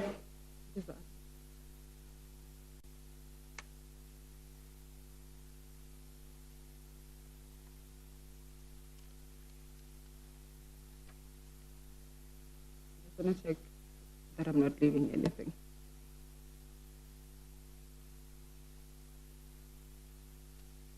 Yeah, I think that's it. Unless someone maybe can remind me if you remember anything. But okay. The security, I'm very because I even said it, that I felt like the commission didn't protect me, and I was cooperating with them. And what I don't understand, it was that day they said, I didn't appear on the commission. I agreed on a Friday. On that Friday, I said everything. They said to me, when I land in Cape Town, I'll be taken somewhere to give my evidence. Then I said, I'm not going to do that because how the commission is handling everything, I don't want, because I've done everything to cooperate with the commission. And the commission will say something and then they will never met everything that they promised me. Or when it comes to this, the leaking of my affidavit. So the commission said to me, everything is confidential. Hence, I didn't even have time to read my affidavit a lot because we were not allowed to be, they said they can't send us electronic, my affidavit because everything needs to be treated confidential. And they promised me that there are very few people in the commission who will have my affidavit. So my former senior counsel, he didn't know that my affidavit was shared with AJ. How it came about. So I received a call from Sunday Times. Sunday Times said to me, we have your entire affidavit. Then I was shocked. I was like, how come they have my entire affidavit when the commission said to me, my affidavit will be treated with confidential until I appear to the commission. And then I called them, and I was very angry. I even called the former counsel. So on that day, all of us, we met in the afternoon. I raised my concern that how come you guys leaked my commission? So they said to me, no, it's not the commission who leaked it, maybe it's Malusi. Then my former counsel was like, there's no way Malusi would leak the affidavit because it implicates him. So on my way, going to the meeting, one of the commission team, he said to me, no, your affidavit was given only to two people, the entire affidavit, which is Malusi and AJ Gupta. Then I was like, I didn't know that my affidavit is given because my senior counsel told me that my affidavit would be given to Malusi. So when we got to the meeting, he asked all of them, like how AJ Gupta he was given my affidavit without his knowledge. And he didn't know that. So no one said, he didn't know about it. And he was like, why you guys gave him my client's affidavit because he doesn't even cooperate with the commission. He's not even prepared to come to the commission. So why you were giving him the affidavit? And on that, for me, my question is, because we were not allowed to receive the affidavit via electronic, AJ Gupta stays in Dubai. So how did he receive it? So us, who are cooperating with the commission, then they brought it to me via, the other day, it was the USB, then after that it was copies. But now AJ Gupta have my inside. So I felt like the commission, they don't keep to their promises. So I said, because of that, I don't want to come to the commission. I don't want to give my affidavit because you say this and you say that. And I was not happy that my affidavit was given to AJ without me being told because they told me a few days ago that they will give my affidavit to Malusi. And I asked why. Then they said, they quoted why he needs to be given act what words and also because of his implicated, yes. Then I understood. But AJ, myself, the former counsel, we didn't know about it. And then the leak to the Sunday Times, that one I didn't take it well. Because I felt like my affidavit was supposed to be protected, especially because the entire team of the commission knew that my life was under threat. So now when my affidavit was leaked to the media, so what they did that day, we met all of us. My former senior counsel was upset as well. Myself was like, but they apologized. They said they will do an investigation because each and every copy of the affidavit has a mark on. So the commission will know who leaked the affidavit. And I'm still waiting for that because I haven't received that feedback who leaked the entire affidavit. So those were the concerns that made me not to appear to the commission, not just because I was disrespecting the commission or I was undermining the commission. I felt like the way everything was treated, it was not in the manner that I was promised. Well, I'm sorry. I'd like to correct something that I said as soon as I can. Yes. Having listened to Ms. Gigaba about AJ Gupta receiving her affidavit. I asked Ms. September whether I was right in relation to what I told you, that there was a discussion between Mr. Ngotobi and Mr. Pretorius about the affidavit being sent to AJ Gupta. She tells me there was no discussion, so what I said to you was incorrect. There was a discussion about the timing of the issuing of the 3-3s. There wasn't a discussion particularly around AJ Gupta, so Ms. Gigaba may very well be right. She tells me, of course, that who's implicated and to whom 3-3s must be issued is really a matter of law. So there wasn't a discussion expressly around AJ Gupta. We accept that. Okay, all right. Ms. Gigaba,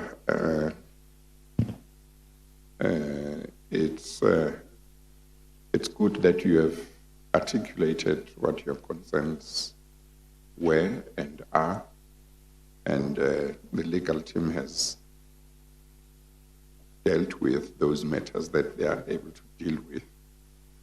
I think, Mr.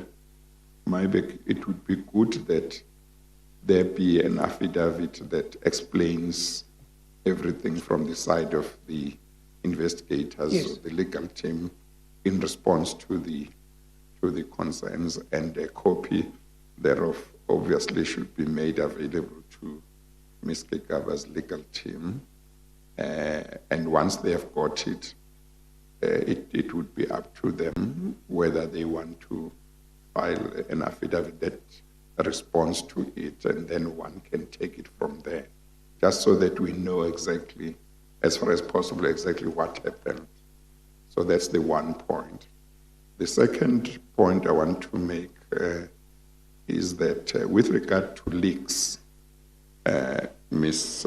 Gigaba, you may or may not be aware, but in 2018, soon after the commission had started having hearings, we had a problem of witnesses' affidavits leaking or finding their way to the media. And we were not sure whether that was happening from within the commission or whether it was people who were served with copies in terms of the rules of the commission, that is, people who were implicated. I went on record and said that I was asking the investigation team to investigate how that had happened, because a number of people were also complaining. And there was an investigation that was done then, and I don't think it was the only one. I think later there was another one. And I had appealed to the media to please not publish information from the commission that is not authorized, that's not official. And a lot of media houses complied, but there was one or two that did not comply. And publicly, I've talked about them. I've said which ones they are. I know that one of them is, I think, Sunday Independent, or Independent on Sunday. And I think at a certain stage, the Business Day also did that, did not comply. But a lot of other media houses respected the processes of the commission. But the point I want to make to you is that the investigations that in the past have been conducted have not always been able to determine exactly whether the media got the information from the commission or from somebody else. I think maybe at some stage there was an investigation that said the leak could not have come from the commission, must have come from outside. I'm not sure, but investigations have been done in the past. Some of the investigations have not been able to pin down who exactly did that. So But Mr. Mybeck has said that he has been told that the investigation in regard to this leak is at an advanced stage. And once it has been completed, the commission will need to let you know exactly what the outcome is. So any leak of information that has not been presented to the commission and by way of in a public hearing is most regrettable. But I just make the point that we have been talking about it. There have been investigations in the past, and whereas a number of media houses have respected our processes, there are some who have not done so. But once the investigation is completed, you will be notified what the outcome is. Okay, can I ask something? Yeah. So since you've heard all my concerns, and also I think you are aware I've been cooperating with the commission, and I feel for you to summon me, it was a bit harsh because I just didn't not just come to the commission. So now in terms of the summons, where do we stand? Well, the summons, you have complied with the summons, isn't it? You have been summoned, you have complied with summons. And the summons was issued because your legal representative informed the commission that you had withdrawn your participation, you had decided to withdraw it, and you have confirmed that you had withdrawn it. So the issuing of the summons was fine. It was fine. You may have had certain concerns, but once we were aware that you had information that's important for the commission, you had deposed to an affidavit, you had undertaken to come to the commission, but you changed your mind, it was proper that a summons be issued. But now are you aware that I not just didn't come to the commission? Well, I'm aware that you have certain concerns. I think at that time it was said that you did have certain concerns, but I think it was made clear even then, I think I must have said it, that even if you had concerns, you needed to come to the commission and articulate your concerns here, rather than say, I'm not going there because of whatever concerns. If you had come here and articulated your concerns, then that would have been different. Okay. This is the longest session that we have had. It's now about 12 minutes past 11. I think we need to adjourn. And we do need to adjourn because although it's a public holiday tomorrow, some of us will be working. The commission will be sitting tomorrow. This is for the benefit of the public. I will be hearing the evidence of Mr. Musebenzi Zwane, former Minister of Mineral Resources, tomorrow. So we will continue with evidence to try and finish our work within time. I take this opportunity to thank everybody for their cooperation, for us to have been able to sit until this time. Thank you to the staff and the technicians. Thank you to you, Mr. Mybeck, and your team. Thank you to Ms. Gigaba. Thank you to her team for the cooperation. Thank you very much to everybody for having cooperated so that we could sit late and finish Ms. Gigaba's evidence. If her team wishes to re-examine, arrangements can be made for the re-examination to happen at another time, but then they would have to communicate that. Thank you very much. We adjourn.